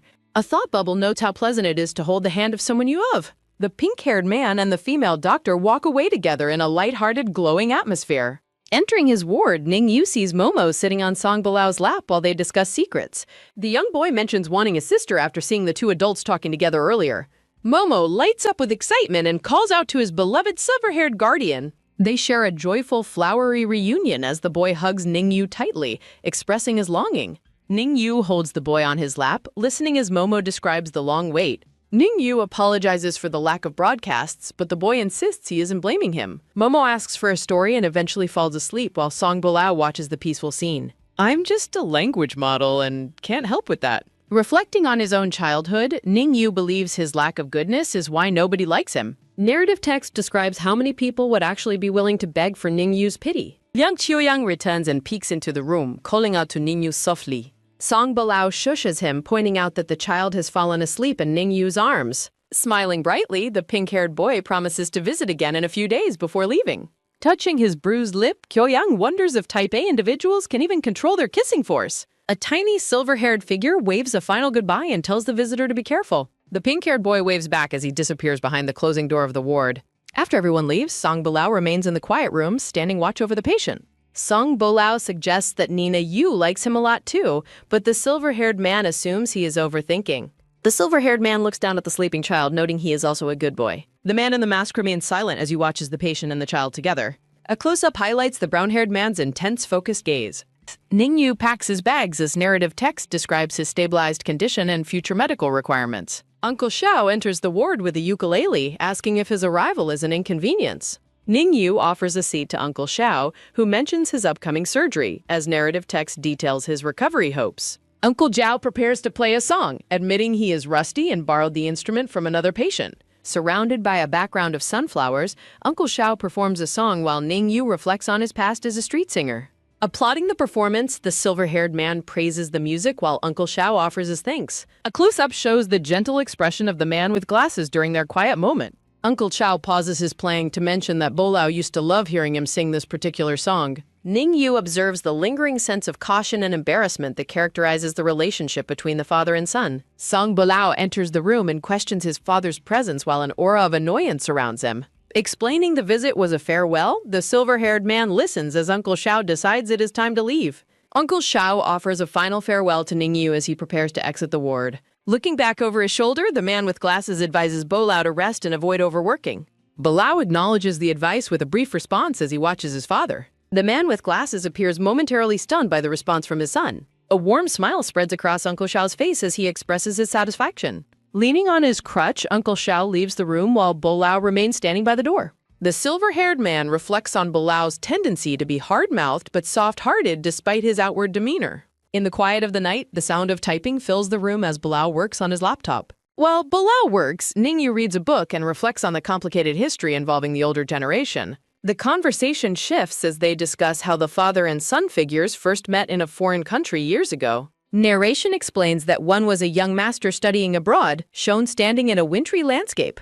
The other was a fledgling photographer, shown carrying a large guitar case through the streets. Flashback panels show the young photographer capturing a candid photo of the masked young master. The young master demands the photo be deleted, causing the photographer to apologize nervously. Further flashbacks depict the photographer busking at a street intersection while the young master passes by daily to listen. Bolao reflects on their shared exclusive songs as he looks down with a somber expression. Continuing to type, Bolao admits he couldn't believe someone who loved them would leave until the contract was terminated. Bolo asks why Ningyu signed the contract if he didn't like him, causing Ningyu to realize a major misunderstanding. Thinking back to a pink envelope, Ningyu identifies a specific love letter as the root of their confusion.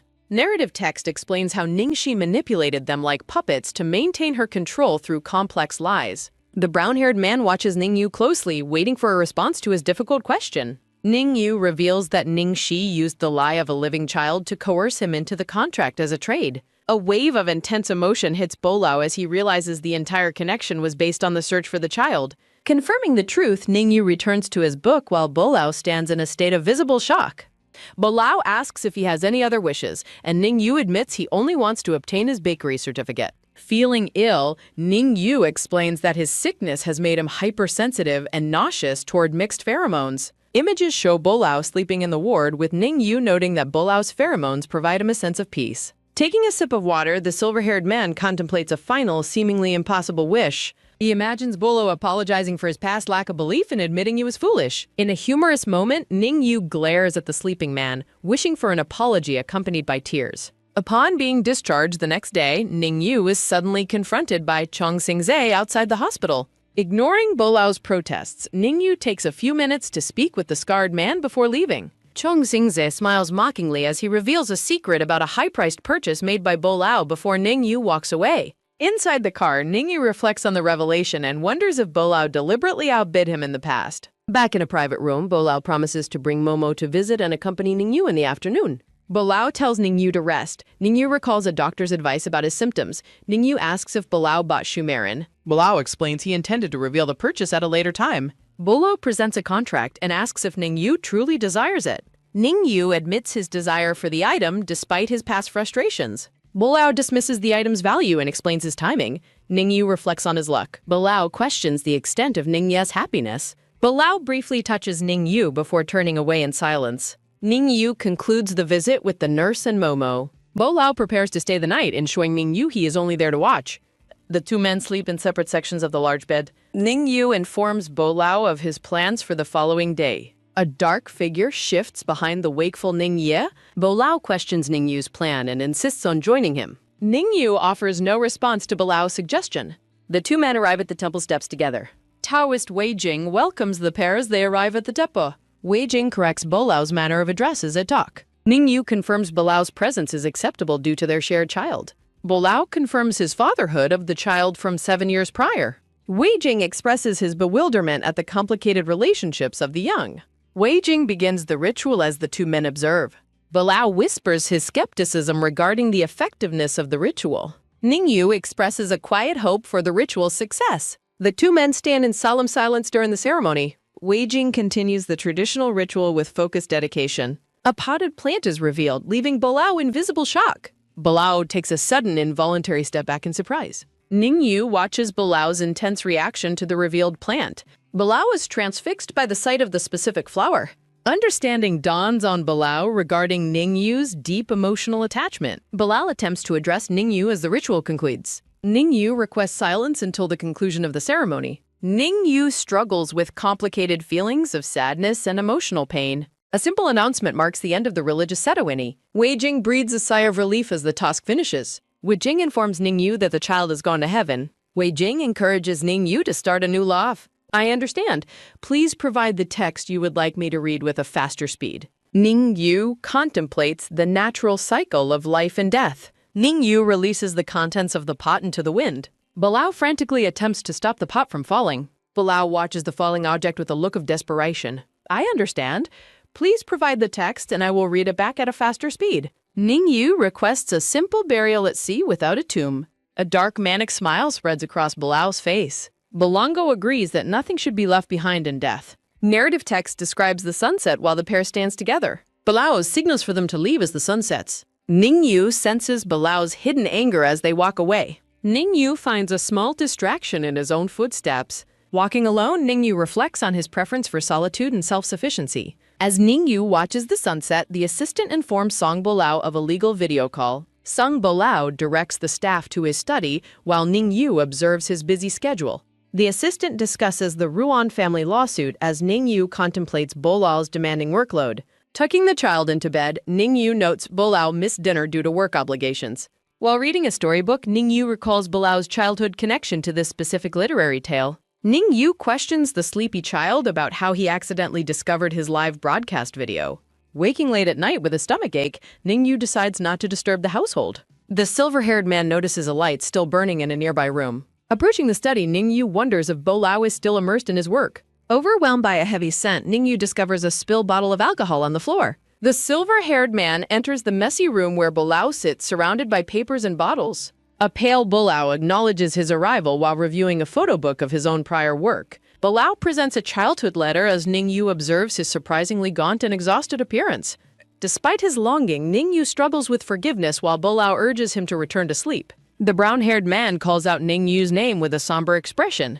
Bolao questions if he is hated, but Ningyu admits his past resentment has faded. Bolao laments that he is unlovable and unworthy due to his past mistakes and wrongdoings. Desperate for forgiveness, Bolao falters while Ningyu recognizes the man's extreme state of intoxication. Sung Bolao's sudden rough grip causes Ningyu's storybook to fall to the floor. Bolao embraces Ningyu while expressing fear that he will never be truly forgiven. Sensing a soothing aroma, Ningyu encourages the man to communicate his feelings more openly. Bolao expresses a deep-seated fear of being abandoned by everyone and left with nothing. A stylized moment shows Ningyu comforting the sleeping man after his emotional outburst. Ningyu finally succeeds in moving the unconscious man back into a proper bed. Watching the man sleep, Ningyu contemplates a future of being left entirely alone. As Ningyu watches him, Bolao mumbles a denial in his sleep, promising not to leave. Narrative text explains that Bolao resumed his stoic demeanor, seemingly forgetting his drunken vulnerability. Working late on his laptop, Bolao asks the wakeful silver-haired man if he needs water. Bolao dismisses his own thoughts while Ningyu turns away, declining his offer of assistance. Flushed with a high fever, Ningyu struggles to breathe as the thermometer reads 40 degrees. Panicked, Bolao orders the staff to prepare the car and alert the family doctor immediately. The vehicle speeds through the dark night toward the medical facility. Holding the shivering man, Bolao pleads with Ningyu to stay awake during the drive. Ningyu mumbles a delirious response, insisting that he only has a simple fever. Bolao desperately demands that Ningyu keep his eyes open as they rush for help. Despite his condition, Ningyu reflects on Bolao's characteristically fierce and demanding bedside manner. A close-up captures Bolao's intense expression of fear and determination as they near the hospital. Song Bolao cradles the unconscious man protectively as the car continues its frantic journey. The silver-haired man's eyes slowly flutter open as he begins to recover. Ningyu awakens in a hospital room with Bolao keeping a silent vigil by his side. Seeing Bolao dozing in a chair, Ningyu asks why he hasn't moved to the sofa. The silver-haired man attempts to sit up in his hospital bed despite his lingering weakness. Startled by the sound of medical equipment, Bolao wakes up and immediately checks on his patient. The two men share a quiet, intense gaze in the sterile light of the ward. Bolao urges him to remain still while Ningyu expresses a sudden deep thirst. Sung Bolao carefully pours a glass of fresh water for the recovering man. Taking the glass with a trembling hand, Ningyu offers a soft word of thanks. Bolao watches closely, his focused gaze never leaving the silver-haired man's face. A close-up shows the water glass as Ningyu drinks. Sitting up in bed, the silver-haired man takes a refreshing drink of water. After sharing a quiet look, Ningyu places his empty glass aside. Dr. Bailuo enters with her team, addressing both Bailuo and Xiaoyu. The click of the doctor's heels echoes as she approaches the bedside. Ningyu reports feeling fine while the medical staff marvels at his unique condition. Bolao demands an explanation while Ningyu worries about a possible new disease. Dr. Bailuo glares at her cousin, telling him to get to the point. The doctor confirms that the C20 virus in his body hasn't changed significantly. Diagrams illustrate how Ningyu's hormones might be unexpectedly keeping the virus at bay. Dr. Bailu pats his hand, advising him to stay in bed today. Adjusting her glasses, the doctor sternly forbids any form of strenuous physical exercise. She teases her cousin's irritable temper before heading out of the hospital room. A close-up captures Bolao's visible annoyance after being scolded by his doctor cousin. With Ningyu's fever gone, a nurse informs Bolao about a flower delivery. Bolao accepts a bouquet of pink carnations as Ningyu wonders who sent them. The note is signed by Julie, and Bolao asks if he wants it. The silver-haired man turns away in disgust, refusing to accept the unwanted gift. Narrative text questions why Zuli's influence continues to haunt his current life. Bolao aggressively crumples the note and orders the flowers to be thrown away. As the flowers fall, Ningyu feels relief while Bolao reaches for a tissue. Wiping his hands, Bolao fumes over the audacity of the man's unexpected visit. Bolao makes a call, ordering an email sent to Ranlinghei immediately. He describes the email as exposing a poisonous snake capturing a silly hamster. A dark look crosses Bolao's face as he vows to play a dangerous game. Sensing the heavy mood, Ningyu asks about Uncle Xiao's recovery after his surgery. Bolao questions his concern, causing the silver-haired man to recoil in sudden surprise. A heavy silence follows as Ningyu contemplates his own instinctive stress response. Ningyu asks for permission to visit after his medicine, receiving a simple affirmation. A close-up shows Bolao's intense gaze as he grants the request to leave. Relieved by the consent, Ningyu offers a soft smile and a word of thanks. While Bolao is in a meeting, Ningyu hears guitar music outside Songshou's ward. Ningyu is stunned to see Luo Qinghe leaving the room as the music plays. A sharp close-up shows Luo Qinghe's eye as he notices the silver-haired man's presence. The silver-haired man stands frozen as the tall man in the coat approaches him. Luo Qinghe requests that his visit to Songshou be kept a secret. Ningyu questions the secrecy, but Luo Qinghe claims their matter is too complicated. He warns Ningyu about the ruthless nature of the powerful Xia family interests. Mentioning a coming campaign, Luo Qinghai advises him to avoid any further trouble. Luo Qinghai concludes the conversation with a simple request to care for Sung Mo. A close-up shows Ning Yu's silent reaction to the older man's parting words. Entering the room, Ning Yu finds Uncle Xiao teaching a young boy the guitar. In a stylized moment, the characters discuss the lesson and Ning Yu's sudden visit. Uncle Xiao gossips about the student's poor singing and his ambitious marriage proposal plans. A fresh basket of oranges sits beside a pitcher on the bedside table. Looking at the flowers, Ning Yu contemplates the possibility that someone is protecting him. Bolao bursts through the door, frantically calling for Ning Yu after he left. Ning Yu explains his departure was due to Bolao being busy in a meeting. Uncle Xiao tells him to return and rest as the two men leave together. Walking down the hall, Ning Yu reveals that he met Bolao's father today. Bolao stops dead in his tracks and demands to know what was said. Sung Bolao looks on silently, his expression unreadable behind his black mask. Ning Yu smiles softly, agreeing that the evaluation of someone as hypocritical is accurate. The two men walk away together down the sterile hospital hallway. 2 days later, Ning Yu returns to his ward amid a sudden influx of wounded patients. A riot breaks out between genetic types over proposed government control of pharaohs. Ning Yu watches in shock as the two opposing groups begin a violent clash. A nurse checks on Ning Yu while he expresses his urgent desire to leave. Ning Yu spots a passage and suggests they hide there as the brawl intensifies. A masked man in a white coat aggressively fights off several rioters. The masked man brandishes a folding chair as a makeshift weapon against the crowd. He uses the metal chair to violently shield himself and strike back at attackers. A close-up captures the fierce and determined gaze of the man during the fight. Multiple hands struggle for control of the chair's metal frame as the brawl continues. The man kicks a rioter while Ning Yu protectively shields the nurse from harm. Ning Yu and the nurse take cover as a chair is thrown across the room. The masked man continues to push back the aggressive rioters in the chaotic hallway. Ning Yu watches the escalating violence with a look of deep concern and worry. Sung Bolao suddenly intervenes, condemning the rioters for endangering patients in a hospital. A furious Bolao stands over a defeated rioter as the onlookers watch in shock.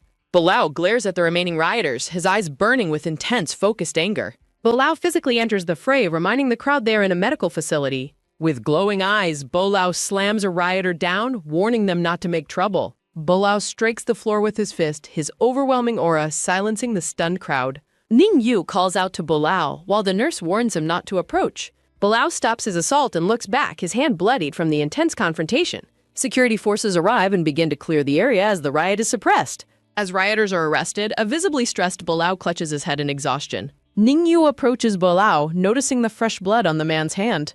A close-up shows Bolao's bruised and blood-stained hand after the fight. Ning Yu gently touches Bolao's face, asking if he has been injured in the brawl. The silver-haired man offers a soft smile and reassures Bolao that he is fine. The two men stand together quietly as order is restored to the hospital hallway. Secretary Li runs toward them breathlessly, relieved to find both men are safe. Ning Yu greets the secretary and notices she is running without her shoes. Putting on her shoe, Li explains Bolao abandoned his car to find Ning Yu. Ning Yu reflects on the desperate, panting effort Bolao made to reach him during the chaos. Medical staff and police coordinate their response to the aftermath of the riot.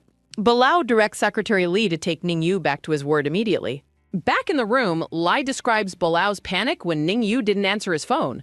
Li mentions the tragic scenes of injured people, causing Ning Yu to reflect on the event. A close-up captures Ning Yu's somber expression after hearing the news of the tragedy. Secretary Li prepares to show Ning Yu the decoration plans for a new project. She presents a tablet showing that the project is nearly finished except for land reclamation. Ning Yu takes the tablet, his curiosity piqued by the special model. The tablet displays a detailed 3D VR model of a store interior commissioned by Bolao. Secretary Li asks the silver-haired man if he likes the new store design. Ning Yu gazes at the detailed 3D model with a look of genuine surprise. The green-haired secretary waits expectantly for Ning Yu's feedback on the interior. Ning Yu offers a bright smile and expresses his sincere appreciation for the gift. Secretary Li hands Ning Yu an envelope that Bolao worked hard to obtain for him. Ning Yu pulls a document from an envelope, surprised to find a baker's certificate. The silver-haired man realizes the association sent a new certificate to avoid public backlash. Song Bolao enters the room masked and criticizes the association's rigid and arrogant behavior. While the assistant greets Bolao, Ning Yu wonders about the great cost of his help. The dark-haired man instructs the driver as he prepares to leave the hospital room. Holding the certificate, Bolao asks the silver-haired man if he is satisfied with the document. Ning Yu looks at the certificate and confirms he is pleased with the result. Exhausted, Bolao leans back as Ning Yu asks how he managed to convince the association. Bolao reveals he committed to sponsoring the association's events and conferences for 3 years. In a chibi state of shock, Ningyu decries the excessive cost of the sponsorship. The dark-haired man looks on with a sweat drop, surprised by Ningyu's intense reaction. Bolao relaxes in his chair while Ningyu questions the sudden onset of conflict. Bolao explains that politicians often manufacture conflicts to bolster their own public support rates. Ningyu wonders aloud if Luo acted with such deliberate and manipulative intent. Bolao reflects on the ruthless family competition where individuals are sacrificed for greater interests. Observing Ningyu's expression, the dark-haired man notes that he clearly disagrees with such ethics. Ningyu confirms his disagreement with the cruel rules that govern their social world. Bolao shifts the topic, mentioning the distinction between certain classifications as a separate matter. Ningyu argues that man-made disasters can be avoided, prompting a laugh from Bolao. The dark-haired man throws his head back and laughs at the silver-haired man's perspective. Bolao counters that man-made disasters are inevitable when those in power refuse to help. Stunned, Ningyu asks if he considers himself one of those powerful, controlling people. Bolao gazes intensely, admitting that even he is bound by those with more rights. Touching the marks on his neck, Bolao expresses a dark desire to cut off his shackles. The silver-haired man looks on with concern, telling Bolao not to act on such impulses. Bolao offers a chilling smile, claiming it was just a thought amid shattered glass imagery. The dark-haired man notes that intent follows thought, surrounded by sharp shards of glass. At the hospital reception, a nurse informs Ningyu that guests are waiting for him. Ningyu enters a room where a blonde man named Xiao Heinan introduces himself. The silver-haired man is struck by the stranger's appearance, lost in a sudden daze. Heinan offers a warm, polite smile as he greets Ningyu in the meeting room. Ningyu responds with a simple greeting, still processing the presence of the new visitor. Shaking hands, Ningyu is overwhelmed by how much Heinan resembles the late Cha Qiao. Heinan identifies himself as a cousin and claims he is there to provide mental preparation. The blonde man calmly announces his intention to replace Ningyu as Bolao's contracting partner. The two men sit across a large table in a brightly lit hospital meeting room. Ningyu looks down with a faint, cynical smile, reacting to the bold claim. Heinan looks at Ningyu with curiosity, asking if the news has made him angry. Ningyu stands up, explaining that his first reaction is questioning the man's sanity instead. Leaning on his hand, Heinan finds the silver-haired man to be a very interesting individual. Ningyu prepares to leave the room, stating he has nothing more to say. Heinan asks if he truly doesn't believe that a replacement is a real possibility. Heinan explains he accepted this family task only to spare his younger sister from it. Ningyu finds the situation absurd, feeling like he has been transported to a feudal society. He reflects on Bolao's sacrifices, realizing that both of them are being manipulated by others. Heinan explains the Shaw family's plan to trap Bolao using a specific type of partner. Enraged by the inhumane plot, Ningyu slams the table and demands an end to tragedies. Heinan looks up at the angry silver-haired man with a somber and pitying expression. The blonde man asserts that neither of them can hide from or resist the family's power. Walking away, Heinan asks for understanding of his position if his predictions eventually come true.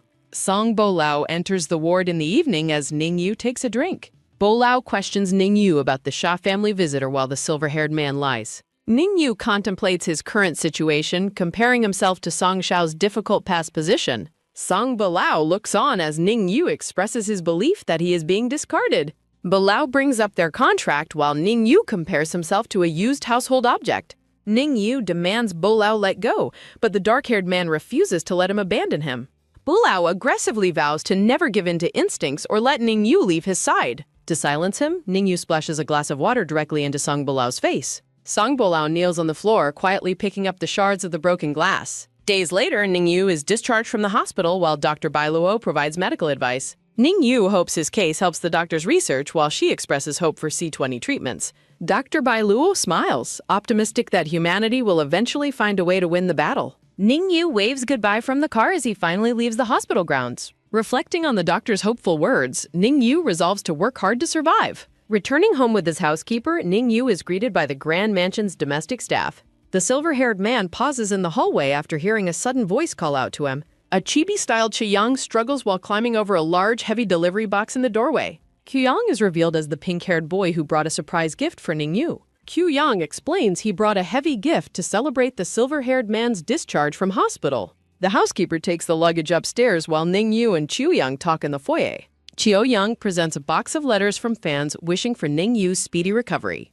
A close-up shows Ningyu reading a heartwarming note with a colorful rainbow drawing. The silver-haired man looks stunned by the sheer number of supportive messages from the fans. Kyuyang explains the concept of wish power and the thousands of prayers sent for him. Sharing his personal loss to C20, Kyuyang makes Ningyu feel soft-hearted about his sincerity. The two share a warm hug as Ningyu reassures the tearful little prince that he's fine. Ningyu invites Chuang to help him bake muffins, moving the conversation to the kitchen. Kyuyang excitedly agrees to help, bringing a cheerful energy to the baking task. While baking, Choyang asks Ningyu about the person who hurt him in the past. Ningyu pauses his work, contemplating how to answer the question about his past pain. After Ningyu reveals Song Bolao's identity, Choyang reacts with a look of absolute shock. Choyang's face swells in embarrassment while Ningyu apologizes for the sudden revelation. Choyang reflects on how Ningyu's previous happiness was often mixed with anticipation and fear. They discuss a 7-year-old dispute, causing Ningyu to question the timing of those events. Kyuyang smiles warmly, telling Ningyu to stop and take a moment to rest. In a stylized chibi moment, Kyuyang has a playful tantrum about wanting to go out. Sitting on the sofa, Ningyu uses his tablet to check his saved favorite videos. Ningyu notices that several icons in video favorites have changed on his personal device. A sharp close-up captures the silver-haired man's intense shock at what he sees on screen. Floating messages reveal an arrogant and critical tone directed at Ningyu from the past. Ningyu reflects on the messages sent during the contract negotiations with the Ju family. The silver-haired man realizes that he eventually replaced Song Bolao's original contract partner. Song Bolao enters the room, sighing as he reflects on their meeting 7 years later. Ningyu looks at Bolao and states that their recent encounter was not their first. A small character is shown alongside a message encouraging support for the translation team. A final notice appears requesting that readers support the series through official website channels. Song Bolao stands silhouetted by the window at night, looking out at the darkened landscape. Approaching from behind, Ningyu asks Bolao what is wrong with his back. Bolao turns slightly and begins to unbutton his shirt to reveal what is hidden beneath. Bolao reveals a massive script tattoo covering his spine, calling it his great confession. Bolao explains that his back tattoo represents a practice of confession. Bolao remarks that chanting scripture is insufficient and unbuttons his shirt. Bolao reveals the tattoo is on his body and pulls Ningyu close. Bolao vows to repent for his past actions for his entire life. Bolao begs for forgiveness and asks Ningyu not to push him away. Stunned, the silver-haired man asks the dark-haired man to repeat his words. Bolao repeats his plea, leading Ningyu to wonder if he's dreaming. Ningyu is astounded by Bolao's begging tone as Bolao hovers over him. Bolao unbuttons his shirt and tells Ningyu not to stare at him. Ningyu hides under the covers, unable to control his own excitement. A close-up captures a hand tightly clutching the white fabric of the bed. Bolao catches Ningyu's wrist to prevent him from pulling away. Bolao bites Ningyu's chest, causing the silver-haired man to gasp and blush. Ningyu questions Bolao's sudden change in behavior as he is pinned down. Bolao mentions advice from Luo Mengbai about excitement while undressing the silver-haired man. Ningyu finds Bolao's sudden physical advance problematic despite the earlier apology. Bolao's tattooed back is shown as Ningyu suspects a major misunderstanding. Bolao discusses the lack of hierarchy and excitement for those who are inexperienced. The silver-haired man reflects on the strange feeling he is currently experiencing. Ningyu finds Bolao's desperation too pathetic to resist his physical closeness. Ningyu recalls past insults while Bolao offers his heartfelt apologies. Ningyu recounts a traumatic medical history as Bolao repeatedly begs for forgiveness. They embrace as Ningyu calls Bolao an asshole for the years of torture. At midnight, Ningyu wakes up beside the sleeping shirtless Bolao. The silver-haired man quietly slips out from under the bed covers. Ningyu uses his phone to photograph the tattoo on Bolao's back. Ningyu plans to consult a priest about the tattoo's hidden meaning.